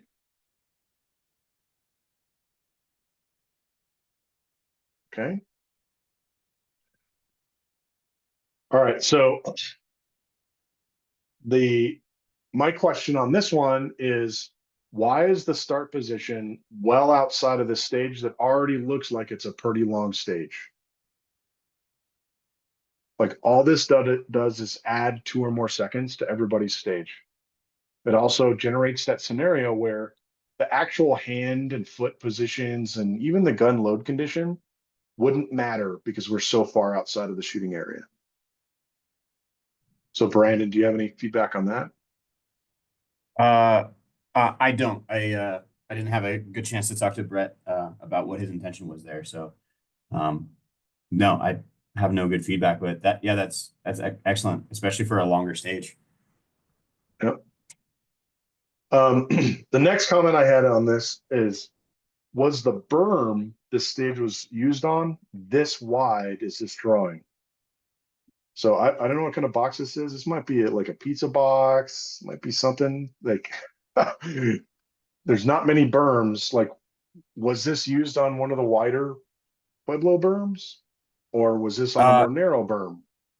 No, this was on one of the on fairly wide berms. So this would have been on berm 7 down at Pueblo. So there was it probably didn't play out as wide as what's on the diagram here, but there was still plenty of room to fit it all in. The one thing that did end up happening that I didn't catch after setting this up was the 4 steel that are downrange on the right there.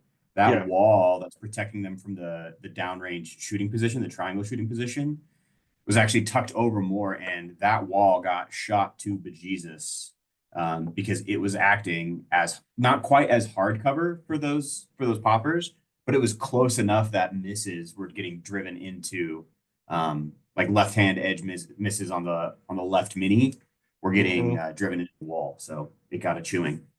Yep. So that's I think that like in this circumstance, and this comes down to what clubs have available to them, but this would make sense if you had hardcover steel to use on the edge of that wall. Like, because this would absolutely be at minimum distance to put a piece of steel on the end of that wall. Or like if you had a steel challenge stand that you could put a piece of steel in front of that wall leg so it doesn't get murdered. Right.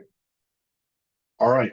So the last question I had on this by looking at the drawing is this barrel back here versus this port. Like I didn't attend this match, so I don't know the context of why we have this double barrel behind this wall in the port. Like, when you were in this port, were you able to see both these targets from one spot, or was this like you got to be over here around the wall to shoot this target? Like, what's the point of this barrel? So that's something that got changed, I think, as it got laid down. I'm actually pulling it up right now. I think that barrel got moved further up range on the long fault line area to block Okay. more of the down targets. So I don't think that there was a stack of barrels inside of that thing.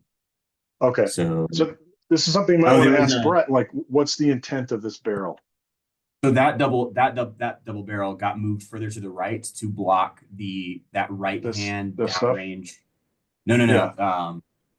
The furthest downrange target on the right. Oh, here? That guy. Yeah. So that blocked that being visible from the port, so that you had to shoot that from the Yeah. right hand So side you'd of be the like wall. here to get to this guy. Yep. Yep. All right. Any questions about this stage? All right, we'll go over to Dennis's stage. Um, so I didn't have a chance to write some notes on this before, so let me read through this really quick. Actually, so if we, the start position, so anywhere outside the start area, what is a start area? Is there a start area listed on this drawing anywhere? Actually, you're right. There is, and that should have read anywhere outside the shooting area. Yep. So it gets back to like a precision of words, right? And for a lot of like this stage, like it's pretty well assumed where the shooting area is. Like this makes sense. Like it'd be kind of hard for somebody to look at this drawing and say, "Oh, well, this is the shooting area over here." Like this is pretty definitive. But we got to make sure that if we have, and I wanted to point this out from perspective of if we had multiple shooting areas, we might have to name them in the drawing, like area A and area B and area C kind of stuff, right? The next is we have this handguns, plural. So now we get to shoot with two guns, right? So it should be handgun is loaded and holstered per the current USPSA rulebook. Like this to me seems like excessive verbiage because what other rulebook are we using if this isn't a USPSA match, right? The stock on belt pointed directly down range. This pointed directly down range, this could be misconstrued as you're forcing PCC shooters to do something that the pistol shooters don't have to do. Like a common, similar situation here would be asking them in here on the pistol side to say you're facing directly downrange. Does that make sense? Yeah, actually, it does. Okay.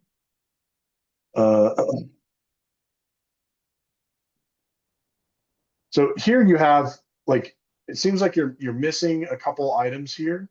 So you have the scoring type, you have the targets, you have the scored hits. If we come back over to ands, you see you're missing these two sections, right? The start stop and the penalties portion. Okay. Down here, we have upon start signaling engage targets as they become visible from within the shooting areas.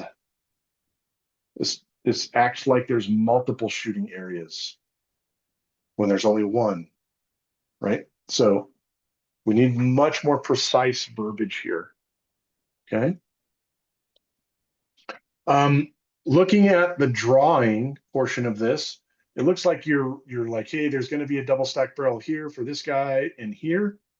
My question is that what you were delineating here for these No, two? double stack targets is, I think if you do the count, if I remember correctly, I just didn't have the physical models to say, hey, it should be, 2 targets on top of each other, with a no shoot or something like that. But that's what that was delineating. Okay.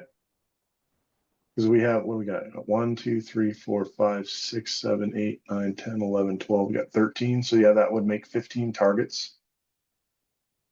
Right. So Kurt McKenna makes these 3D models. Right. So hit up Kurt or get some more double stack targets. That way you can have some kind of differentiation. Like somebody looking at this like, oh, they're all going to be open targets. And when it was on the ground, or I don't know if you've set this one up yet, but this probably had a variance in partial targets and no shoots and that kind of stuff. I mean, you tell me.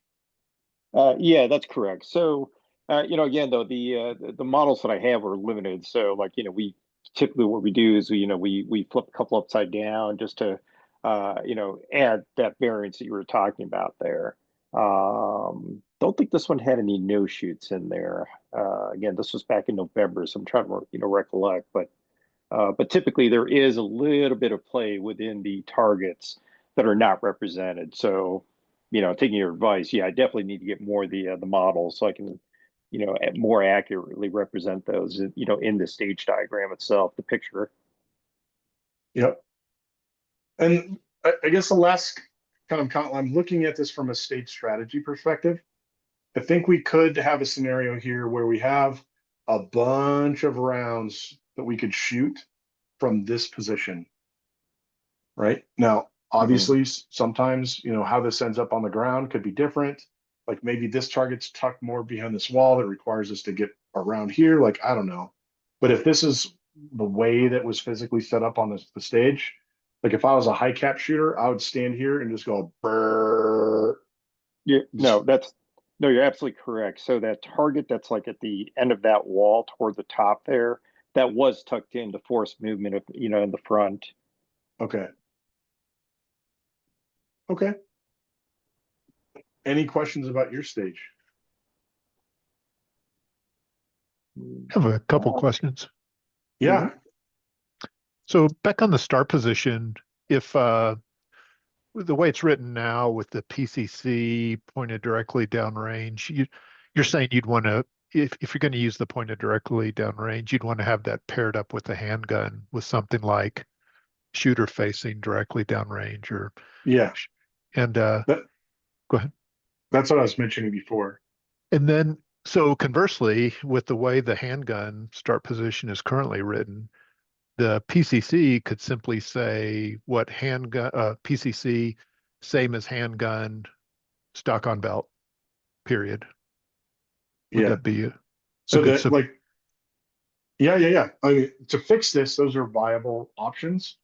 If I look at this from a gamer perspective, these are the gamer things that I could do with this verbiage today, right? So the pistol gamer stuff is that, is there any definition of where my hands are? The answer is no. So I could have my hand hovering right above the gun per the way the rules work today. If you don't define the hand position, the competitor's hands can be anywhere except for touching their gun or the magazines. So I could be hovering my hand right over the gun in this current, on the pistol side of this. On the PCC side of this, where does it say where the shooter is? It doesn't. The PCC shooters in this, they could start inside the shooting area. why doesn't the start position at the top include both divisions? Saying start anywhere outside of the area. Because it's not delineated here, right? So, and this is like, I've seen this get gamed at major matches because it was assumed that, oh, what's listed up here is automatically going to apply down here, even though it's not verbiage wise delineated. Okay. Like that's why, like in my club Gotcha. matches, I list same as handgun, then whatever the PCC requirements are. And the way this is written now, you don't need things like pointed directly downrange or loaded, safety on. Correct.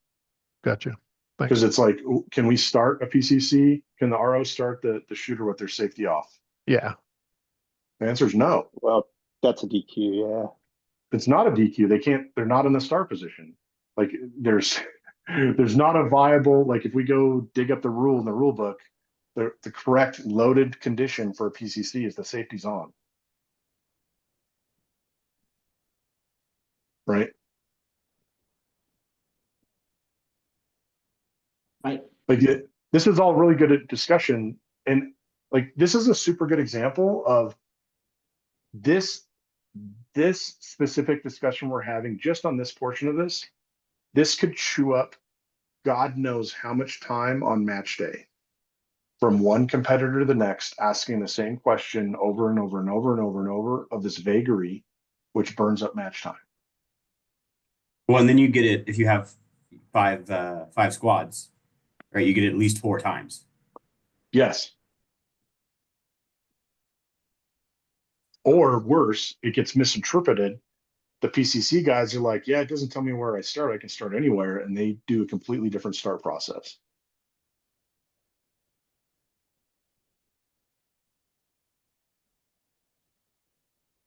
So, you know, Dennis, from a verbiage perspective, this is where like you need to put some effort into how would I game this? Like from a lawyer perspective, how could somebody exploit this stage? What would I want them to do based on how I have the words defined on the page? Okay, got it. So, All right. Yeah. so give me a, how would you write this based on what you think the intent is? I would like how Anne has this defined here. This is like my go-to. Like, and we can define the circumstance. Like this is a circumstance, right? We could say standing completely outside shooting area, handgun is loaded and holstered with wrist below belt, right? Then in the PCC section, you say same as handgun, but the PCC is loaded and stock on belt, blah, blah, blah, blah. Period. Blah. Yes. Gotcha. That's how I would fix this verbiage.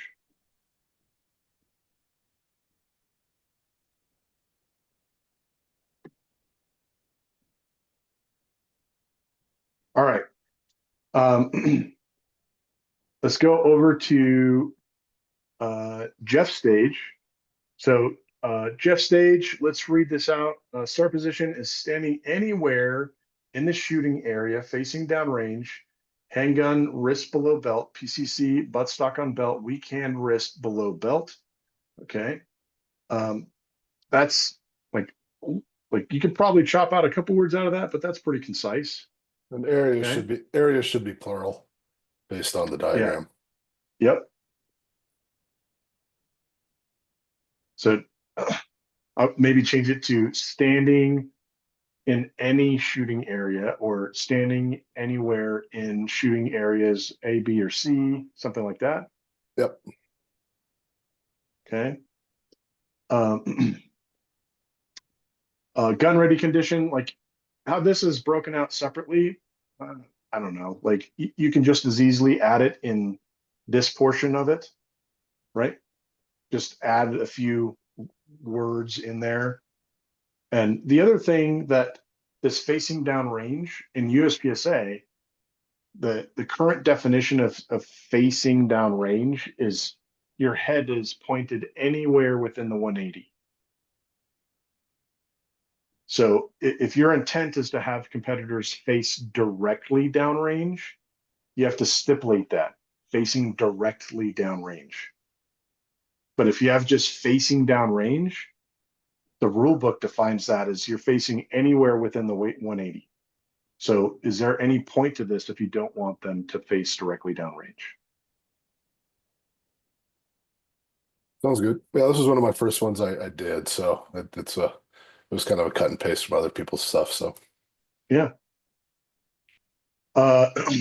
This gun ready conditions, look at this. So handgun loaded and holstered, PCC is loaded with safety on, stock on belt. Like this, it's okay. I just moved this stuff up here. Okay. Like, I don't think we have to break these out separately. Just choose up more space that we have to do our drawing. As we can see, our drawings are already consuming some of the space here, right? Stage procedure: upon start signal, engage targets as they become visible from within the shooting areas A, B, or C. That makes sense. That's nice and concise. Our drawing has A, B, and C. That's easy to interpret. Okay. Comstock 32 rounds, 160 points. Those points line up with the 32 rounds. You have 16 USPS. I forget. It looks like I missed an A. Yeah. So are we shooting mail trucks? Like, Fair enough. best two per paper. Start stop is audible. Last shot. Rules. Current USPSA current edition. This makes sense. Like, sometimes you'll see people that'll list, oh, a mic equals this many points and a no shoot is this many points. We really want to avoid that, because at any time, USPSA could change what the penalties are, that kind of stuff, right? So I would leave that alone.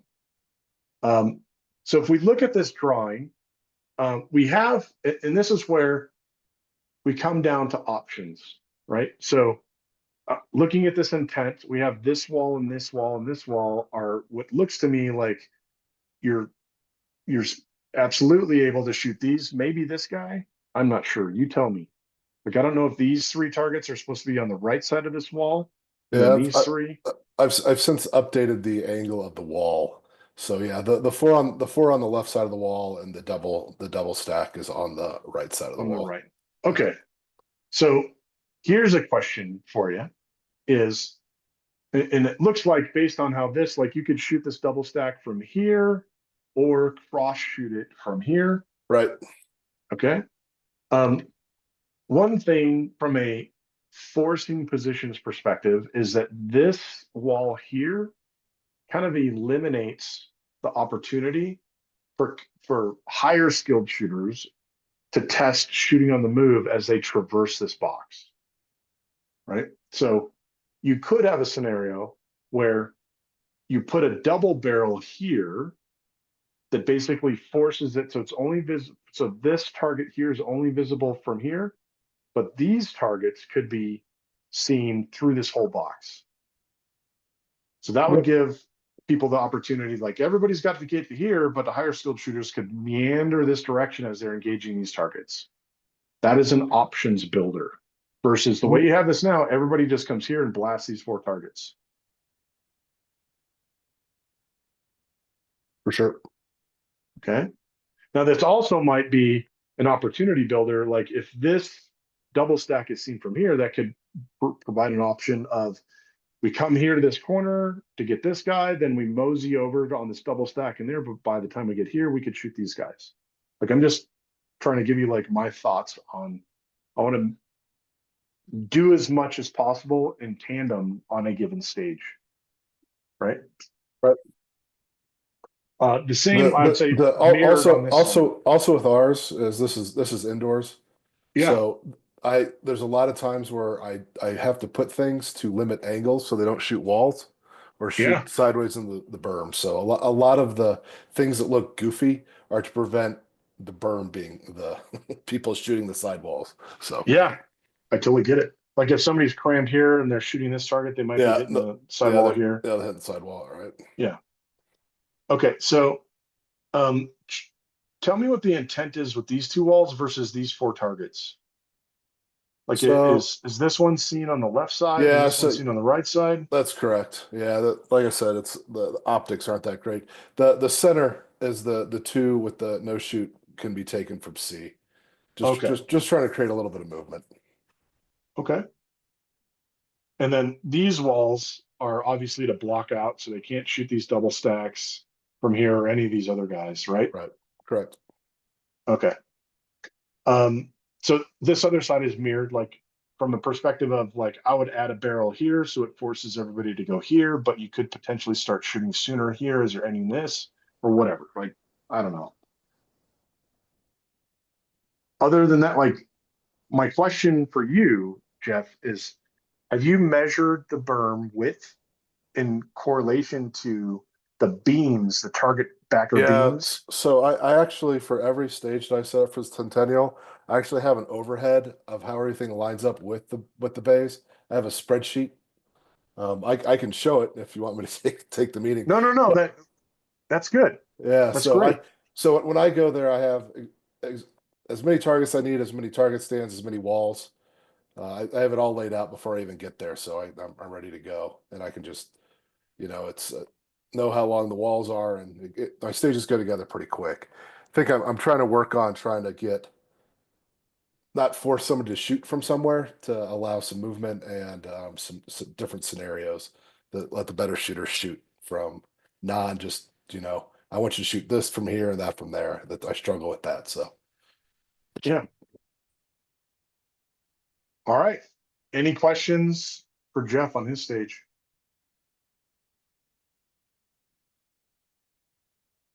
All right, we'll move on to Kyle's stage. This one, the scoring, like this leaves like the written stage briefing down here. So Pantomime is a 16-round, 80-point Comstock medium course. There are 7 USPSA targets and 2 steel targets. The best 2 hits per cardboard will score. Steel must fall to score. The start position is feet touching marks, facing downrange with wrist below belt. We get this, once again, this facing downrange doesn't matter if it's not directly downrange. Handgun is loaded and holstered. PCC start position is feet. Like this is repeated just as like, this to me looks like a poach from a level 2 match. So did you create this stage or did you poach this from a different match? I got that off of Practice Sim Designer, Okay. and I squeezed it down to fit the 50-yard berm at Boulder Rifle Club with a classifier next to it. Cool. Okay. So the way that this is written, this looks like a level 2 match or above type of stage. Same thing with this drawing, how this is built out. I'm not sure if we have any, looks like this text here matches down here, which is good. So the procedure on audio start signal engage all targets from within the shooting area. Then we have our start marks that are outside here.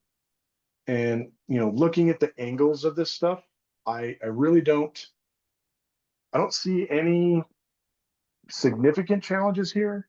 Like by the placement of the targets, like this T1 is basically probably only able to see in this corner.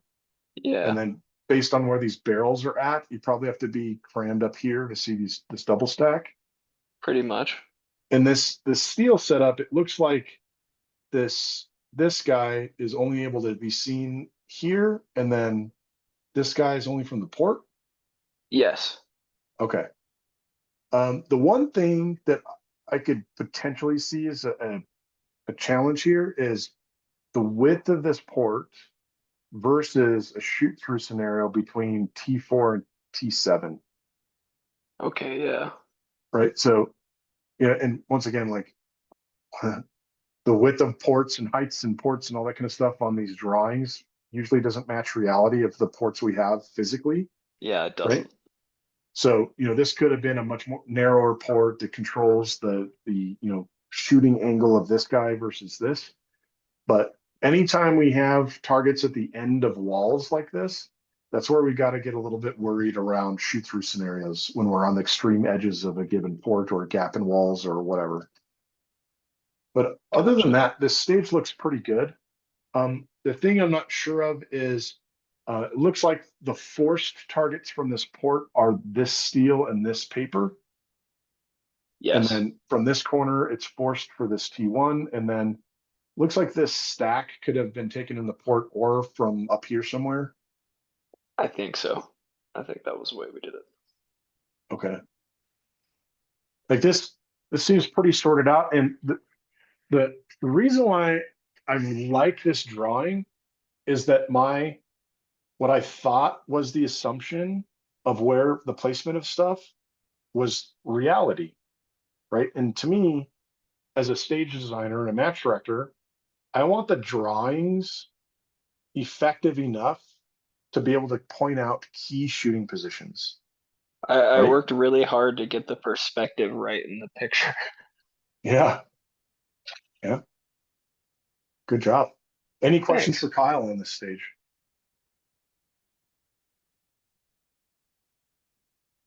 All right. We'll jump over to Lori's stage. So this one is standing completely outside shooting area with toes touching X's. Where are X's? So they were in the middle, and you actually shot this match and had me move them in front of the box, the starting box, because you said they were too far away. Mm-hmm. Oh, like you had them over here? No, they were actually back farther. I think they just got cut off. Oh, so they're like back here? Well, actually, straight ahead of the first, if you look at the first port where there, the no shoot is there, was directly in front of that outside the shooting area, the button in the middle. Okay. Okay. So, but like from an interpretation, like part of consuming the product, right, is the mitigation of confusion, right? So having definitive, like if the X's need to be somewhere, they need to be in the drawing somewhere. Like as this is like if somebody were to not show up at the match and look at this written stage briefing, they would not know where the X's are because they're not defined anywhere here in the drawing, right? So if there is a specific definitive start spot, whether it's hands on X's, toes on X's, whatever, they need to be in the drawing, right?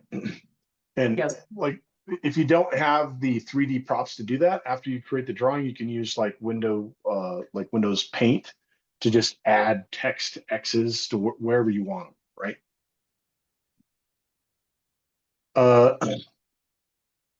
Next, standing completely, let's see, toes and handgun is loaded and holstered with wrist below belt. Start position, PCC start, same as handgun with stock, touching belt, muzzle pointed down, range safety on. Okay, so other than we don't know where the X's are, I think this is pretty solid here as far as the start position for both PCC and handgun. Stage procedure on start angle, engage targets as they become visible from within the shooting area. Yep, makes sense.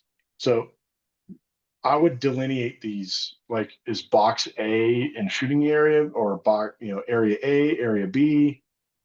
Anytime we have multiple shooting areas, we want to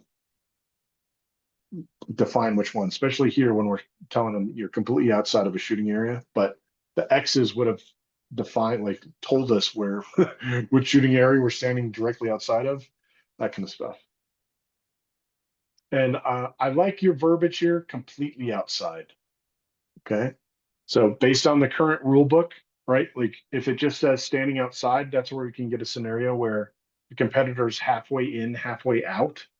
Because scoring wise, if they're shooting in that condition, they're out. They're not all the way in. If we go over to the scoring section here, this looks like it lines up 31 rounds, 155 points. There's 15 paper and 1 steel. 2 best paper. And all this stuff looks good here. And then from this drawing down here, I'm looking at like I'm not sure, and I honestly can't remember how we set up this stage that day. Like, was this when we had those big piles of rubber here? Yes, the shooting blocks, yes. Yeah. And those were lay down targets. Yeah. So these were lay down targets into shooting blocks. That way we didn't get any shoot through or splatter stuff into these paper targets. And this was that plate that was kind of in that hallway. Yes. But I can't remember if from this box, did we do just this paper or was it this paper and this plate? So the first target could only be shot from the shooting box. And then the steel, you could only shoot from the corner. This corner? Yeah, that was the only place it was visible, and to keep it isolated from the walls, this was indoors too. Okay. So for the team on the call, like the range where this stage is set up is they have a kind of a unique circumstance where the back berm is shootable rubber blocks. And then on the side berm, just this side here, about halfway up, they have more rubber blocks. So that allows them to put stuff on the side berm on this, but this side is not. So like this has to be straight down range stuff. on this left side, but they can do a little bit of into the side berm stuff on this right-hand side. So that's why this works. This section here works. Okay.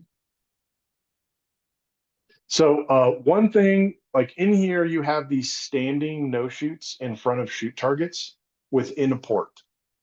And if I recall correctly, like I shot this match where the stage was, and there were a couple shooters that almost got like free hits on the target or not scored no shoots because the ROs were not able to like see them easily. So anytime we have like freestanding no shoots ahead of shoot targets, they got to be easily scored and seen by the staff. That way the people are getting the proper score, right? Yes. The other thing, like you have this no shoot in here, like what's the intent of this no shoot? Is it anything downrange? Or is this no shoot? I can't remember. Was it stapled to these two guys? It was. They were stapled together, all three of them, Okay. or placed all together. All right. This, like this portion up here, like this back and forth situation, like this keeps us from having to, be able to shoot everything from one given spot, forces some movement up here, which is good. Any questions for Lori on this stage?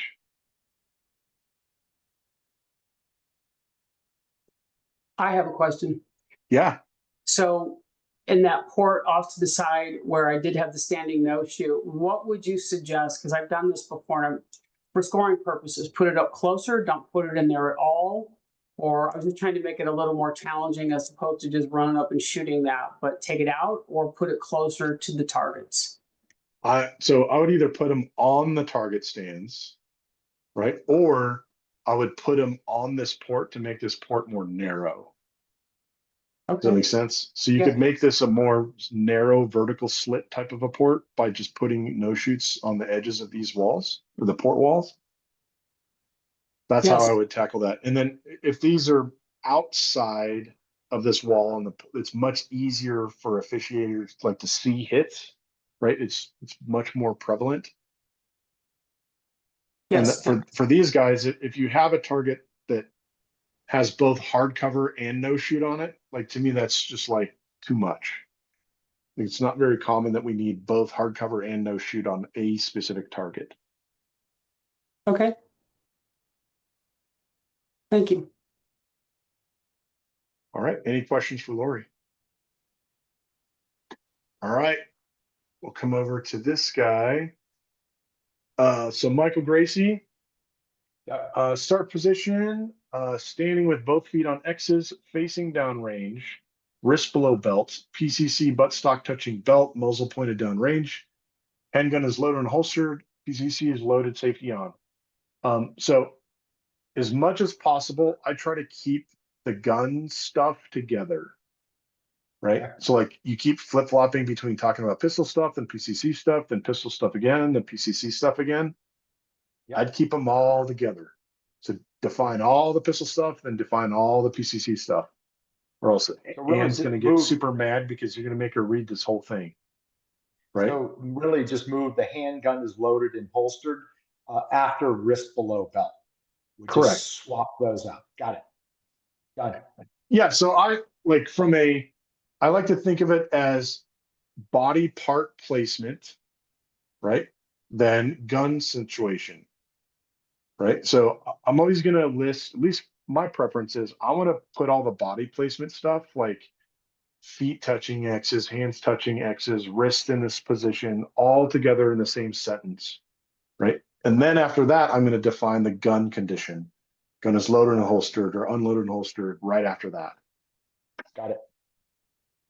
Okay. So stage procedure on audible start signal, engage targets to become visible from within the shooting area. That makes sense. Nice and concise. Oh, that's true. Yeah. You got multiple areas. Okay. Yeah, so areas. So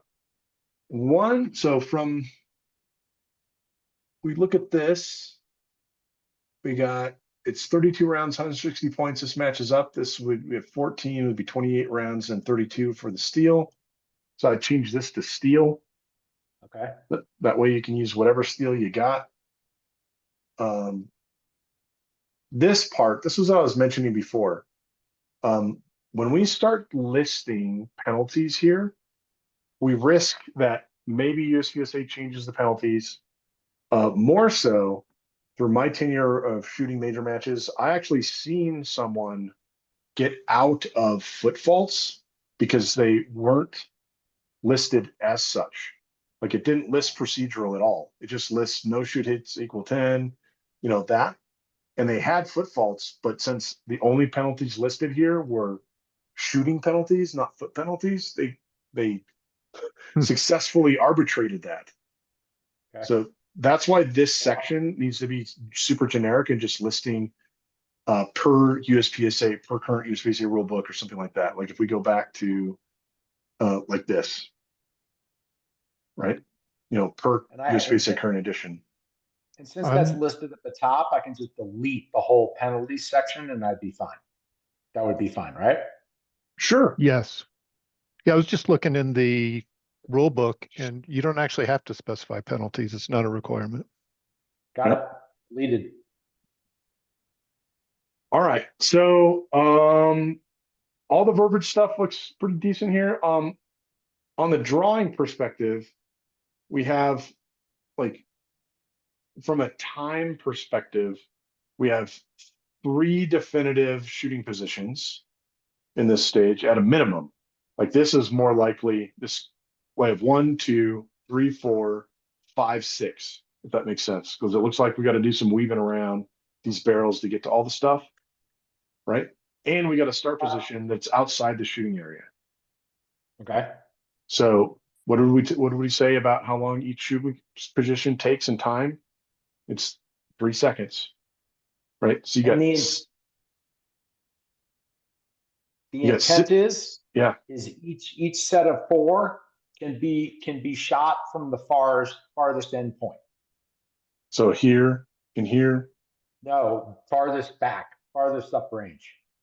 Okay. From right there, those are addressable. All 4 are addressable there. All 4 are addressable from around, go around the wall, hop into the vortex there, and you can get those. Okay. So why have the walls? Or why not move these walls more towards the targets? Okay. That can definitely be done. So you can move these walls more towards the targets to force positioning and then just have a straight shooting area front to back, not have these different shooting areas. Okay. That would provide some more options, especially if you bias these targets. Like let's say that these are the most uprange, then you bias these down a little bit. So like this wall would be here, this wall would be further built down. That would allow the shooter to traverse downrange as they're engaging targets. And once again, like what is in the current design here, what is the shooting challenge difference in this position versus this position? There's not, but if you want to go out to the corners and shoot the next group of 2 targets ahead of you, then you're going to wind up with at least 1 extra shooting position from the first box. Okay.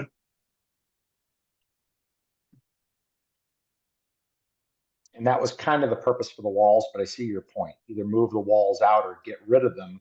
But the idea is to get them moving and make them transition between targets on their right and on their left very quickly. Right after they move, they hit the shooting area, and boom, they've got to go after targets on each side of them. Okay. So foot placement, if they end up walking in and their heels are parallel to one side of the box or another, it's going to be a stretch for them to turn around. So they almost want to come in right on the point with their feet even on each side, so they can take out each of the 4 targets. And then the portals are really optional. All the targets downrange of the first two groups are available from the portal if someone didn't want to move to the third box. Okay. So like in that circumstance, like if like you'd see there'd be very few competitors that actually use the last box. Probably, yeah. Like I would think I would like if you're gonna, and this is comes down to like my general rule of like every prop needs a purpose, right? Okay. So if you're gonna drag out this fault line, nail it down, have all these other barrels, like every single one of these props needs a purpose. Right. So if you wanted to force people to use this position, I would move these barrels closer to these paper targets. That way they can only see them in this front portion of this box. Okay. Or just compel them with distance, make that middle box sufficiently far so that it was a super long shot. Give them a reason, give some shooters at least the option or the reason to go up close. Would that be kind of a viable challenge option? But it all needs to be time balanced, right? Yeah. But I mean, this stage could easily get past 30 seconds if there's lots of running around. So You already have a lot of stops. You have way too many stops as it is. Okay. I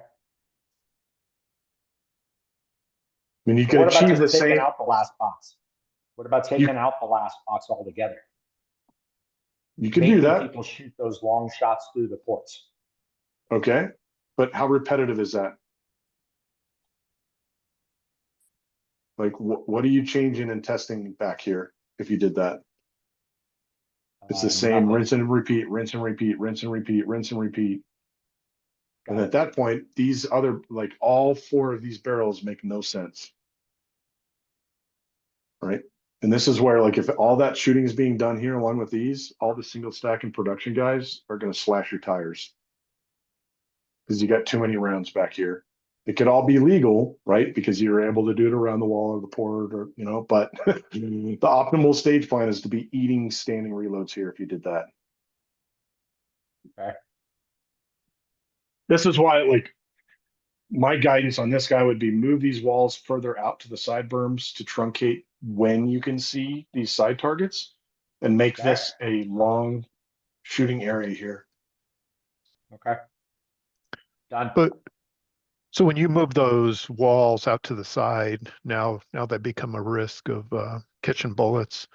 What are your thoughts of putting like either no shoots hanging off of them or hard cover or something to save the prop? Yeah, you could staple no shoots to the ends of the walls and have that Yeah. as the hard visual barrier. Yeah. Okay. So push the walls out and get rid of at least 4 barrels. Or Pushing the walls. they should be a purpose, right? Like I don't even know what these barrels are doing. That was to prevent people like you from taking all the shots from the side. So you can't actually hit those mid-range targets, the ones that are parallel with the 2 barrels in front. That barrel is blocking your access to the To these downrange guys? targets. Yeah, you have to go into the portal. Okay. But I see what you're saying. I think is spread the walls out, make them solid walls, make the angle so that someone's can run down the lane, and then they're going to have to tilt around a corner to see those targets as they're moving forward. Is that that's the intent, right? That would make it a more entertaining stage. Yep. Versus Done. do this thing, do the exact same thing, and shoot the same series of targets over and over and over and over here. Yeah. Right. Got it. All right. Any questions for Mike on his stage? All right, we'll move over to Matt's stage. Start position, loaded gun on barrel, toes touching X's. Looks like he's got a cool little gun picture here on this barrel. And this works for both pistol and PCC, right? The thing that's missing here, you guys tell me, what's missing here?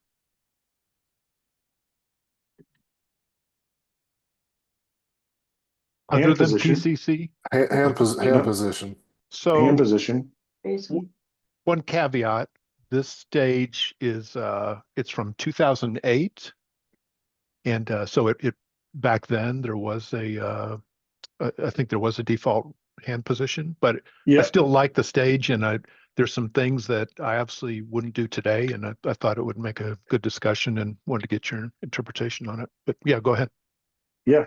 So I would add some kind of hand position. Now, some could argue you're controlling their physical location based on toes touching X's. So you got X's here that are away from the barrel. Some people could be like, well, who cares what the hand position is? Which ultimately that's the answer. But do you as a match director want to answer that? Where's my hands a bunch of times? Right. I'd rather just stipulate it, wrist below belt, wrist above shoulders, whatever. Like put in some kind of hand position. That way it eliminates any kind of questions about what it is. Okay. The other thing here is, what does gun loaded on barrel allow us to do as a competitor here? Prop it up. Well, technically propping means we're using something else to prop a gun up, which we can never do that unless we have a definitions of magazines are on the barrel with the gun, which it's not defined as that. But somebody could stand their gun up, right? So if they had a square enough magazine or Magwell. yeah, exactly. They could stand that thing standing straight up and down here, right?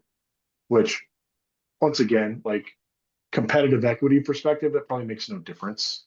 You still got to get into the position and get your gun, but it comes down to questions, right? Do you want to field questions on what is that? That's why controlling the position of the gun is just as important as controlling the position of the feet or the hands. Like I would change this loaded gun on X on barrel, or trigger guard centered over X on barrel, or whatever. Lying flat. Yep. Yep. That kind of stuff. So stage procedure, upon start signal, engage T1 through 12 from within the shooting area. We don't need to define which targets because it's not like we're eeny, meeny, miny, mo. We're going to shoot all the targets. This T9 swinger must be activated before engagement. So yes, like for club matches, we have to define that if they're visible. So like, looks like this guy's the swinger here. Okay. Was this, when you set this up, was the swinger free, like open? Like, could you see it openly, before it was activated? Or did you put barrels here? Probably was visible from one side or the other of that wall. Okay. So conceivably you could game it by, if it was, to the right, you could run down to the right side of that wall and shoot it. Yeah. And it looks like, is this a stomp pad? It is. Okay. So the stomp pad activates the swinger. Okay. I would take out this T numbering if there's no need for it here. Identifying, like you have it identified here in the drawing, which is good. Because if like the way that these props are shown, like there's no like definitive differentiation based on the look of the prop of the, hey, this is a swinger or not. So having it defined here is good. Having it defined here is fine, right? And also like the mandatory, like you got to activate it before you can engage it. That's also fine. If you don't want people to shoot it beforehand. I would almost like if this thing is set over here, right? Like I don't know, like, and if you had a target where you force people to get over these barrels, then it'd be kind of entertaining to watch people not step on that. But whatever.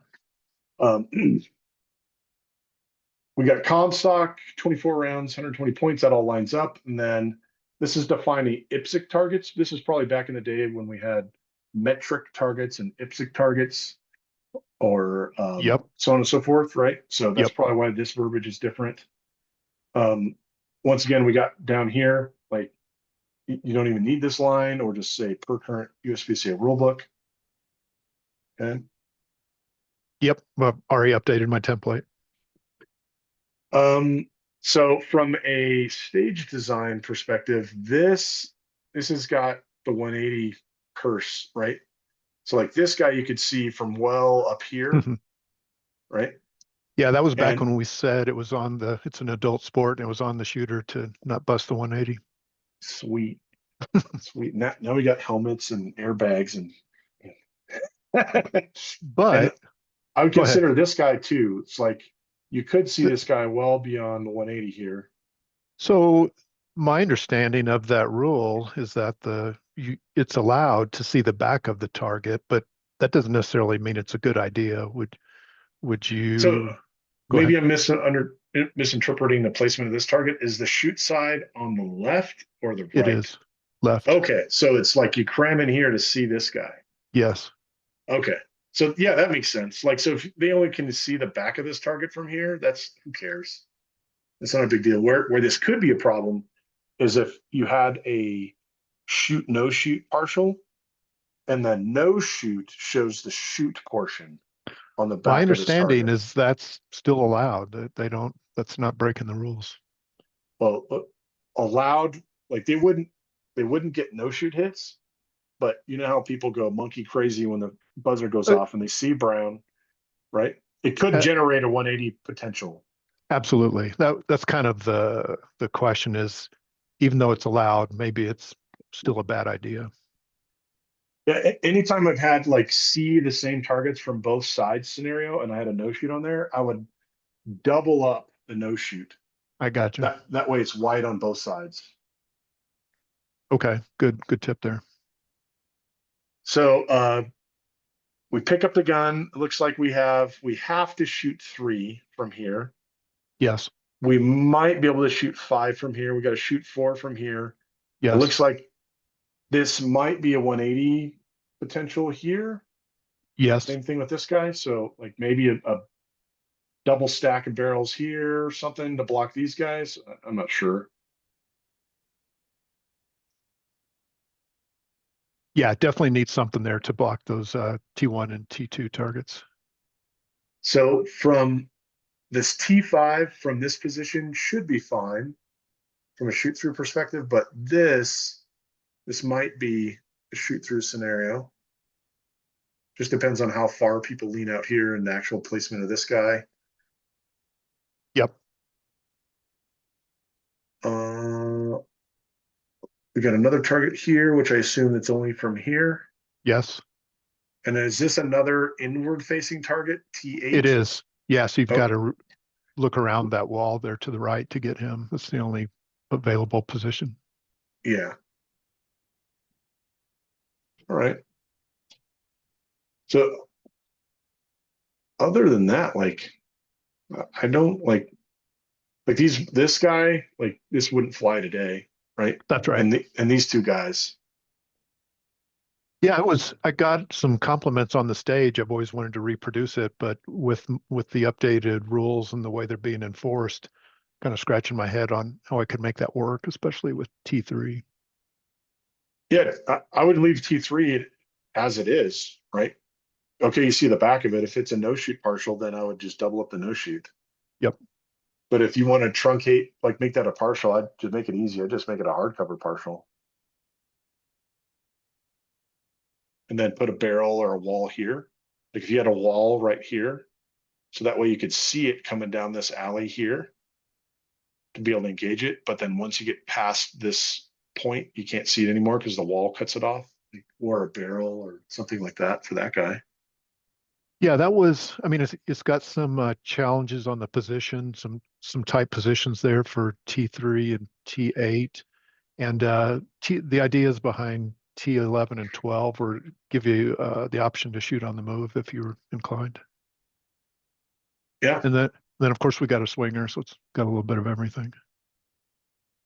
Yeah, I would almost like, to me, these two targets kind of serve the same purpose. Like as far as a shooting challenge goes, like I would almost take one of these guys and double up this. That way it gives them more to shoot at as they're traversing down this alley to get to here. Yeah, I think I certainly, sometimes maybe fall into the trap of just throwing targets out there to get the round count up. Yeah, but this it's only 24. I'm not saying like eliminate T1 or T2 and put it over here. Gotcha.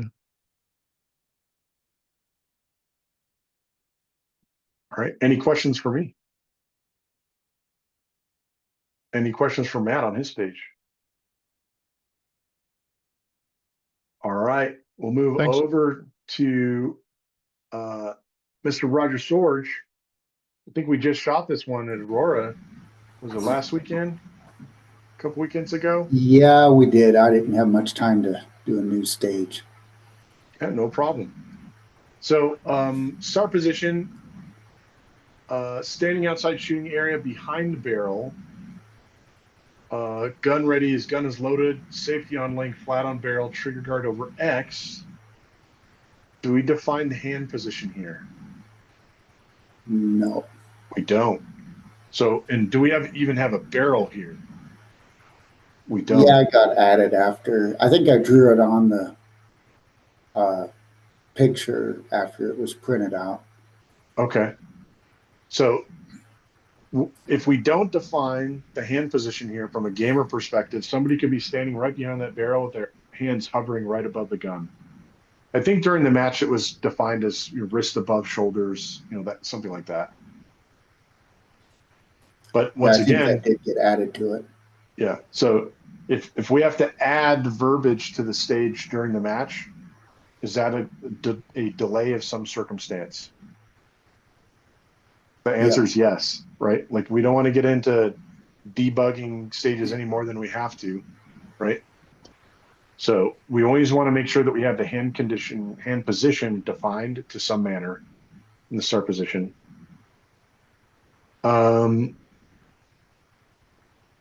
Let's see. State procedure upon start signal engage targets is required to score from within the shooting area. Column stock 28 rounds, 140 points. There's 14 paper targets, which would be 28 rounds, best 2 per paper. All that stuff lines up. So this is one of those stages where having people start outside of the shooting area, multiple steps to get in, and we have this funky start position. Like I highly doubt that if we had X's out here and the shooters were loaded in holster, that there would be any difference in stage time. Right. So if you really want to test competitors, barrel start, it's not in their holster kind of stuff. The barrel needs to be inside the shooting area. Right. So maybe it would have made sense to have a barrel inside the area here and a barrel inside the area here. So that gives the shooters an option to start on either side, but then that would give them a valid skill test of drawing from a barrel. Right. Yep. Other than that, like I was able to shoot this stage, so I understand the context of the placement of the targets. I thought that this was a really good mixture of seeing the same targets from multiple spots. There was definitely not you're forcing people to shoot too much stuff from one spot. They could if they wanted to, but there wasn't any forcing of that. So I thought that how the targets ended up in the physical layout of this stage ended up pretty good. The one thing that you might want to consider is like some of these end targets might have been like this could have probably been cut down to 24 rounds just by eliminating one of these extra targets at the end. Right. So I know that people are a little bit more sensitive on round count when ammo and primers were much more expensive, but it's really up to you. Okay. Any questions about your stage? No. All right. Any questions for Roger? All right. We'll go over Thanks. to Robert Wyatt's stage. I love this drawing. This is good. Oh yeah, that's about as ghetto as it's gonna get. I'm really impressed by everybody else. Yeah. So you have a really cool like 3D representation of this stage here and from multiple vantage points, along with your fun, entertaining one here. So the start position here, we have anywhere inside the shooting area, wrist below belt, handgun is loaded and holstered, PCC is loaded, stock on belt.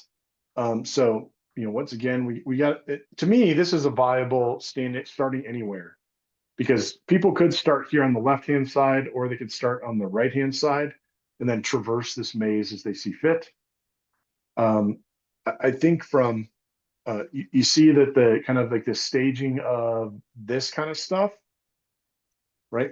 Bucketizing these different sections makes more sense in the WSB, right?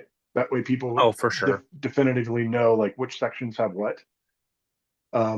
From a stage layout and design perspective, this drawing probably makes more sense. Like I see that like this wall actually traverses past this wall. But in your 3D drawing, it looks like this back target could technically be shot from uprange of this wall, just like threading the needle here. Is that an intent or Yes, okay? actually, So it is. Yeah, that the whole there. Sorry, I don't know if I'm shouting at you. The whole point of a lot of this was, so this is an indoor stage, that's largely for a new shooter match that I do. And so it was to give people some kind of a perceived option, which there's not a lot that you can do with all the shots having to go down range. Most of the hardcover are to prevent things from hitting the wall. But the better shooters, even though it's more geared towards a new shooter, the better shooters will shoot them without going all the way in. Where I've seen the newer shooters, they'll go all the way in and expose as much of the target as possible.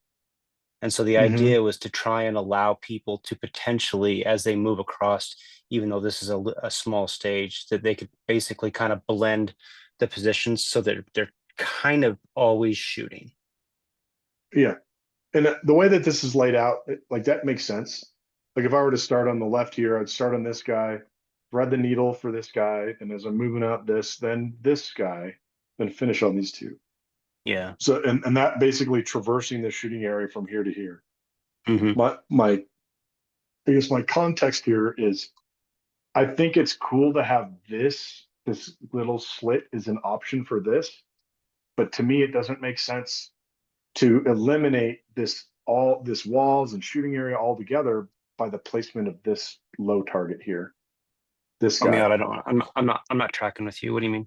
So like you have this wall and this wall in the stage design that like if you're here, you can almost see this guy, right? If this was me, like I want to make use of these walls, so I'm going to actually tuck this guy into here. So everybody's got to get into here to get this target. So you give people the option of staying back, threading the needle, or getting into here and here, or everybody's got to be here. They could thread the needle or get here, or everybody's got to here and everybody's got to get to here. Because the other challenge that you're going to have here is that as far over as this shooting area is, you're going to have a really hard time not having a shoot through here. Yeah, and that's why in the notes, this is actually notes to myself, but that's why in the notes I was like, if I put that target that you were talking about, if I put that at the ground and I keep the other two that are uprange of that up high, I had this thought, and it really was going to come down to how I could actually do it when I actually set it up, because I've got target sticks that would impede that, and then people are shooting through that. But I had this wild hair of being able to actually shoot that low target from all the way back. Okay, if you wanted to remain keep this target here, how I would solve this is I would move this target as a double stack target on this stand. That way, even though they're crammed all the way over here, they can't get into a shoot through scenario from this to this. Oh yeah. Or what if you just put no shoots down at the bottom of those two targets, and that way it blocks the low target that's downrange. That's where I thought what you were going to say, and I thought that was a pretty cool approach. Well, that would work too. So Robert was saying that he wants people to be able to see this guy from this position. Yeah, no, I could do that. I don't know. Yeah, just straight up. It's an idea that I had that I kind of knew I was going to actually have to be standing on the range and seeing how it looked, if I could actually get it to even come together. And that's that's kind of something, even with all these programs, that's why I still I sketch stuff out, because even with all these programs, I still find that it's easier for me just to go stand there and get the idea and then look at it. But everything that we're talking about makes sense to me. And for some reason, I still keep coming back to, I just like to be on site. Yeah. I think I think it's a cool stage, but I'll add the same thing. After years of putting stages together, it's pretty rare for me not to set something up and like, wow, this isn't what I envisioned now that I've got it all on the ground. Yeah. Yeah. But I like So, it. like, Good little stage. from I should have mentioned this earlier, like when we were talking about the strategies, like when I am, I have an intent of a stage. I want for each stage that I pull together, I pick 2 or 3 predominant skills I want to test on that given stage, right? Whether it's marksmanship skills at a given distance, entering, exiting position stuff, blending positions together stuff, or whatever. I'm going to pick a tenant for that stage and say, I want this stage to test these 2 or 3 tenets of skills. And then if I'm hitting on those cylinders, then it almost doesn't matter where the other elements within the stage shake out. And Right. and if I tackle it in that manner, it actually results in a much more like creative stage that has more options because I haven't intentionally mandated the positioning of everything. Right. I've only mandated the positioning of a few key targets that are forcing the skill tests that I want to test. But beyond that, that allows me the latitude on match day to move this here a little bit, move that there a little bit to like provide some more opportunities. So one of the things that, and I don't know, maybe you could kind of like comment on this, but like with this particular match, excuse me, there's a couple things that I have that are really kind of important to me is the match flow. If for this match is really important. We try and get people in and out in about 3 hours and still shoot about 4 stages or so. And so our goal is to keep the round counts of the stage at a very specific number, so that we're not basically, our goal is to have the stages for most shooters to be able to be shot in between about 10 to 20 seconds in that place. And if we do that, that keeps our match flow consistent so that we get the people out at the correct time. And so from that, and then so how this works at our particular match is I'll have 2 of these style of stages that are about a 12 round stage, and then there'll be a combined version of that stage. And so we're always trying to basically play the match flow game when we put these together. And that's always in the back of my head is how do I create a stage that's still fun, but isn't going to have us getting out there at 11 o'clock at night. Absolutely. And that I think that for a lot of the indoor club matches that have only a couple berms or bays to work with, they almost always end up in a scenario where you have 2 smaller stages on one bay that are time balanced to a bigger stage in another bay. Yes.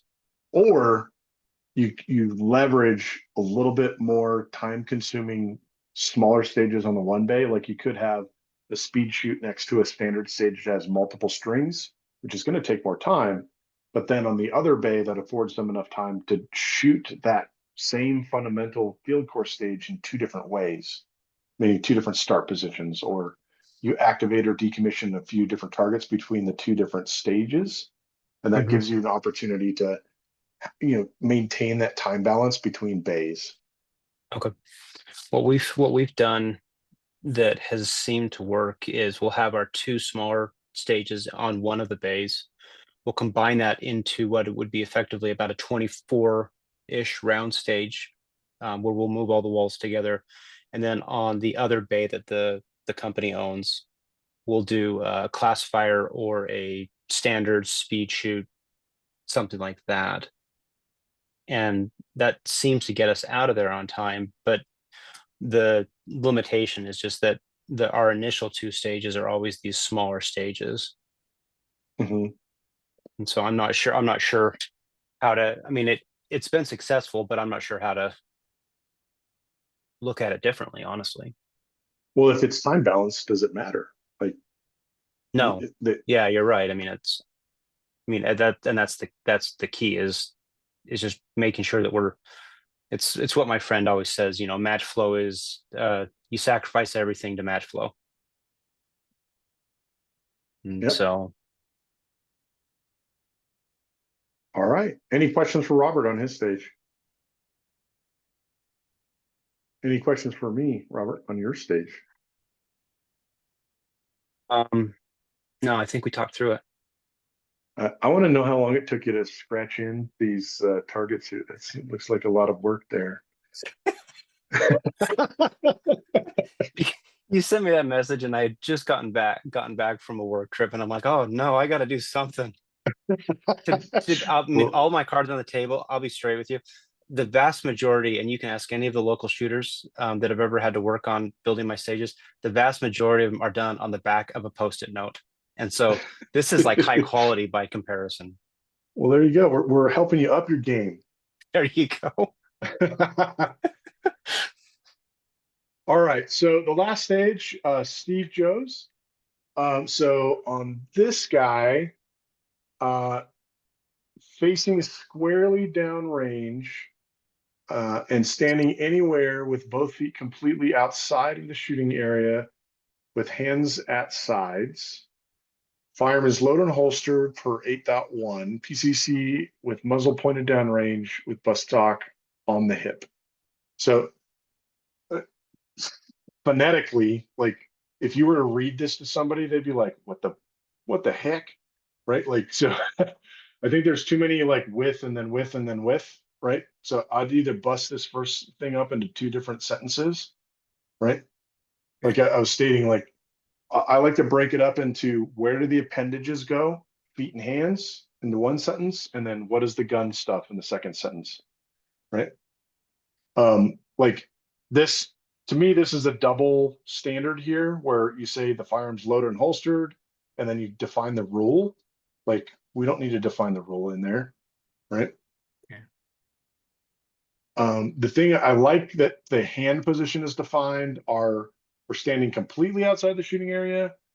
The one thing from a competitive, like what are we testing? What is this facing squarely downrange get us from a skill test? Like what's the intent there? Other than risking Mostly people just- not facing downrange and then you got 50 reshoots. Yeah. Mostly safety. But So what's safety? What's safe about? I submitted this as for my CRO course, and while you were critiquing everybody else, I came up with 6 things that I did wrong, and in the last minute, I came up with another 5. So Yeah, no problem. No I'm problem. working on it. I'm working on it. Yeah. And- So that like I always kind of look at it like our verbiage can be to our benefit or to our detriment. No, I Right. got So for sure. if like maybe it makes sense that if we started the shooters on X's here outside the shooting area facing directly downrange, so everybody had to immediately step into the shooting area and turn to these targets, to me that would be a valid test. But the way that you currently have this verbiage, like they could start anywhere outside the shooting area. So to me, this facing squarely downrange is like from a safety perspective, I think you're probably thinking about like, what if they're standing outside here facing uprange and they draw the gun? Well, welcome to big boy pants. You're going home. Just like if you're running around the stage with the gun in hand and you break the 180, right? It's redundant. That's Yeah. yeah. All right. So stage procedure upon start signal, step into the shooting area and engage targets as they become visible. Best 2 hits per card score, all steel must fall. So this scoring stuff that's already defined over here, you don't need it here in the procedure. Okay. This step into, like, I really hate to state this, but there could be an RO that misinterprets that is on the start signal if somebody jumped into there. Like I'm going like way off script here, but if you are defining how someone enters a shooting position, that is not going to go well, right? Yeah. So I would list this more generically, as most of these other ones are listed as just generically, like I think Lori's had it. On start signal, engage targets as they become visible from within the shooting area. Like she has 2 areas. I just listed as area. Okay. It doesn't have to be any more complex than this. Yeah. Okay. All right. So scoring, we got 32 rounds, 160 points. The thing we're missing in the targets here, what's missing? You tell me. It's in my written stage briefing, which is page 2. If you don't have that, I included it in the verbiage, and yeah, because we were required to have a separate written stage briefing, so I can tell you about there. I would make them both match, right? Okay. So read out what you got for the written stage briefing. 32 round Comstock course of fire comprised of 13 USPSA targets and 6 USPSA full-sized poppers.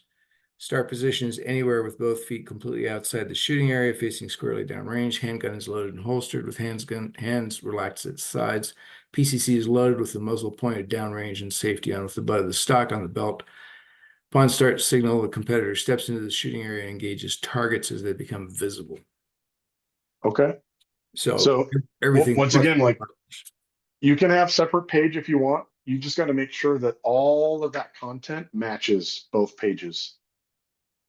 Right. So like one of the things I picked up on is you stated in the written stage briefing stock on belt, and this says what? Butt stock on hip. Yep. Yep. Butt of the stock on the belt. And I don't want to get into a discussion with the shooter on where does the hip start and end. Absolutely, it has to be consistent. Right? No, for sure. And if I got a bony small butt, am I at a disadvantage of somebody else? You know, like whatever. The start stop, you need to define that. It's audible in last shot most of the time for these Comstock field courses. And then we discuss this. We don't need penalties listed here. Okay. Looking at this drawing, this combo of targets here, this could be kind of risky from a 180 perspective when the shooter is presenting the gun to address these targets. Because usually when we have barrels right up against the shooting area, people like to run all the way up to the edge of the shooting area and the gun is contending with the barrels.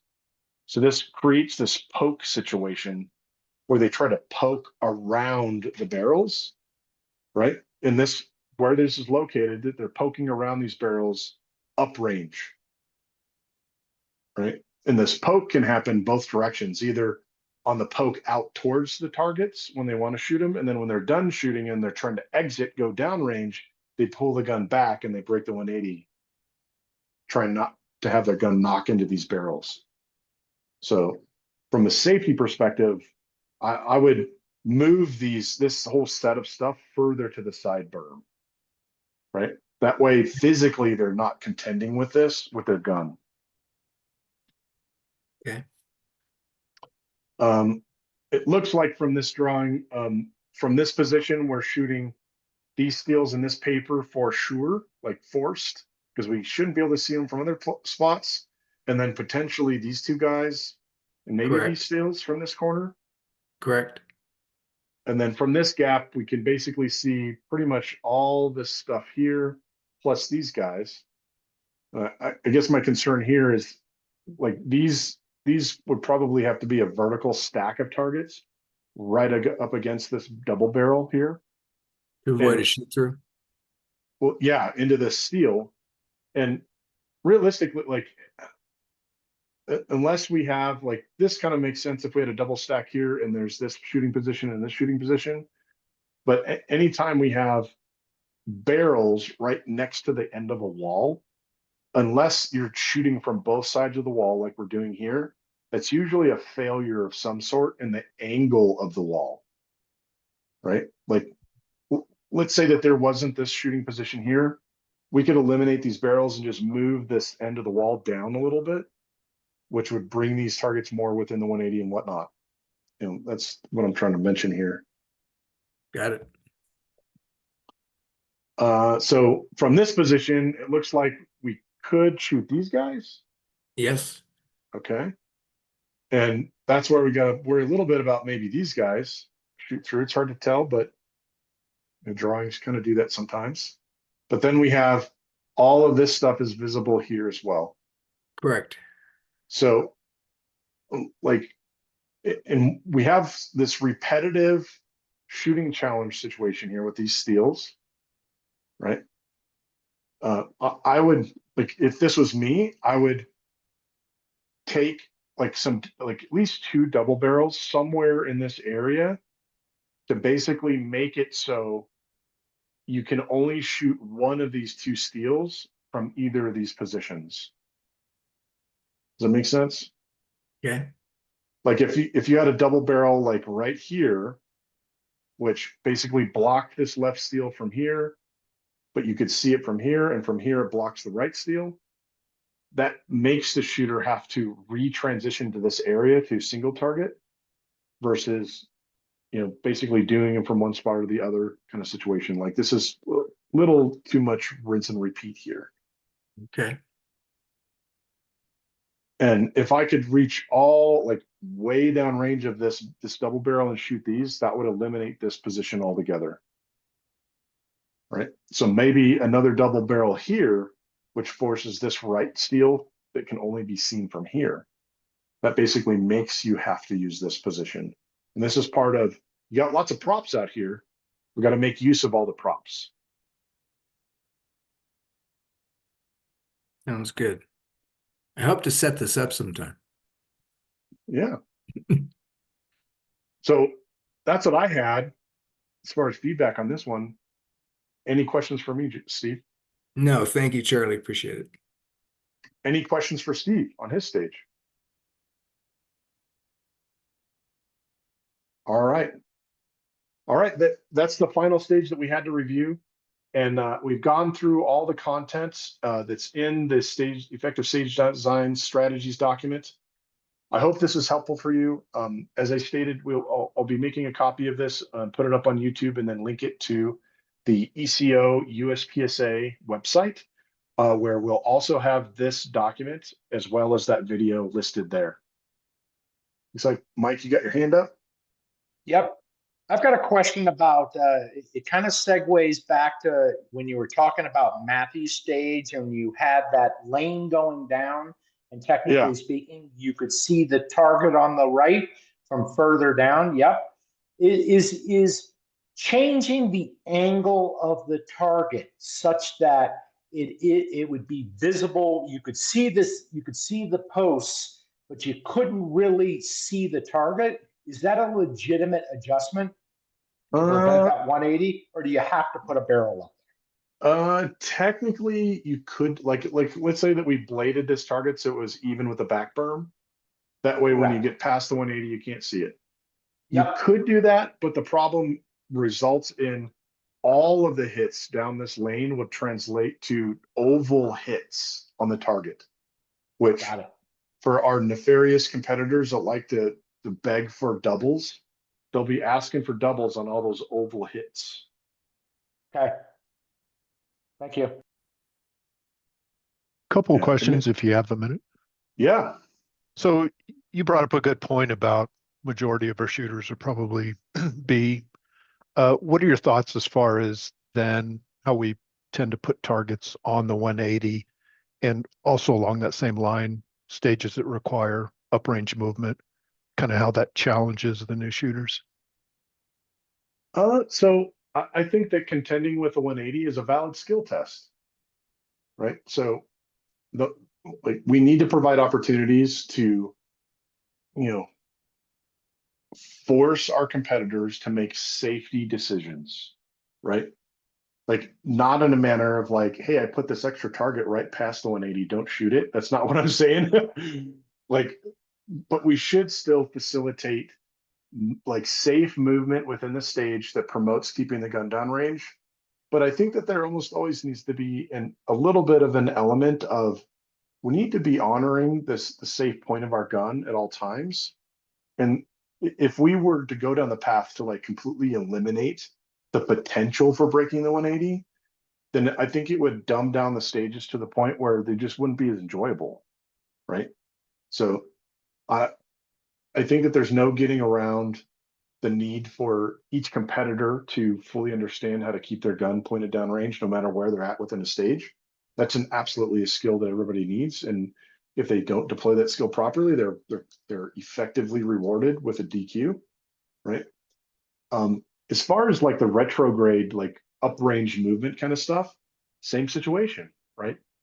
What competitors need to know, how do they handle moving uprange where their shoulders are predominantly pointing uprange, but their gun needs to be pointed downrange, right? Now, does that mean we need uprange movement stages every match? Probably not. But just like we have sprinkled in some difficult targets here or there, sure, we could have some sprinkled in, retrograde movement. Personally, I try to avoid full, like the whole stage is a retrograde movement. I much rather have a subset of a stage as a retrograde movement. And I try to minimize that retrograde movement as to only an 8 or 16-foot movement, like 1 or 2 walls length worth of retrograde movement. I would say for my stage designs, a 2-wall retreat is like not common at all. Hopefully that answers your question, Matt. It does. Thanks for that. Any other questions?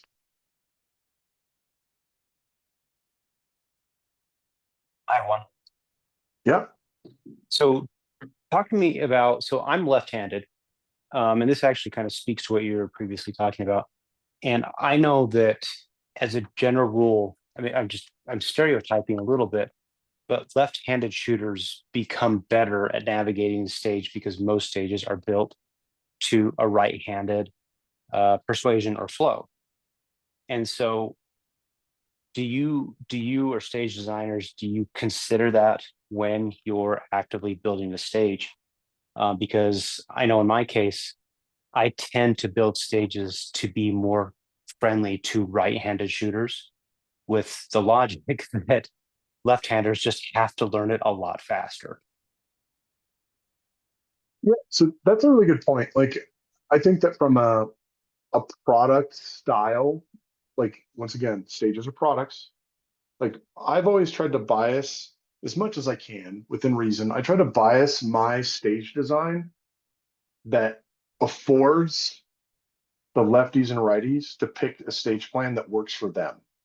Like, so a lot of my stage designs end up with a start position that is in the middle of the shooting area, like the middle back of the fault line, that kind of situation. That way, the right-handed guys can run left to start out with and then chew through the stage going right, or the left-handed guys can do the opposite of that.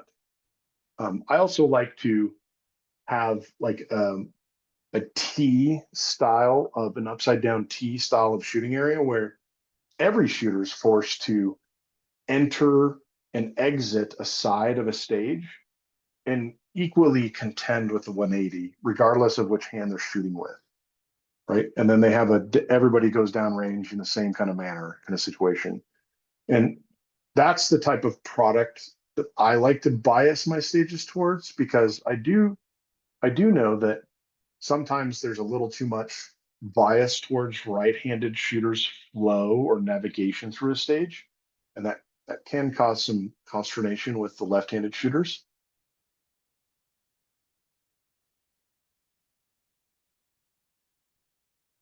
Hopefully that answers your question.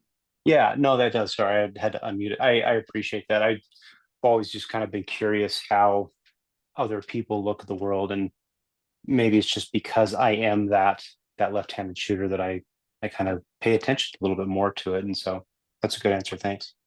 Well, now I know why this coloring is all sketchy. Is because you're doing it with the left, Exactly. See, I mean, I'm already handicapped. All right. Any other questions? All right. I really appreciate everybody's time this evening. And as I stated before, I'll get this posted up on YouTube and the link to the document on our ECO USPSA website. That way, anybody, in that ECO USPSA website can be accessed by anybody with internet connectivity. So they can hopefully get to this document and get to this training. That way we can bring the whole USPSA as a US team all up to speed on this content.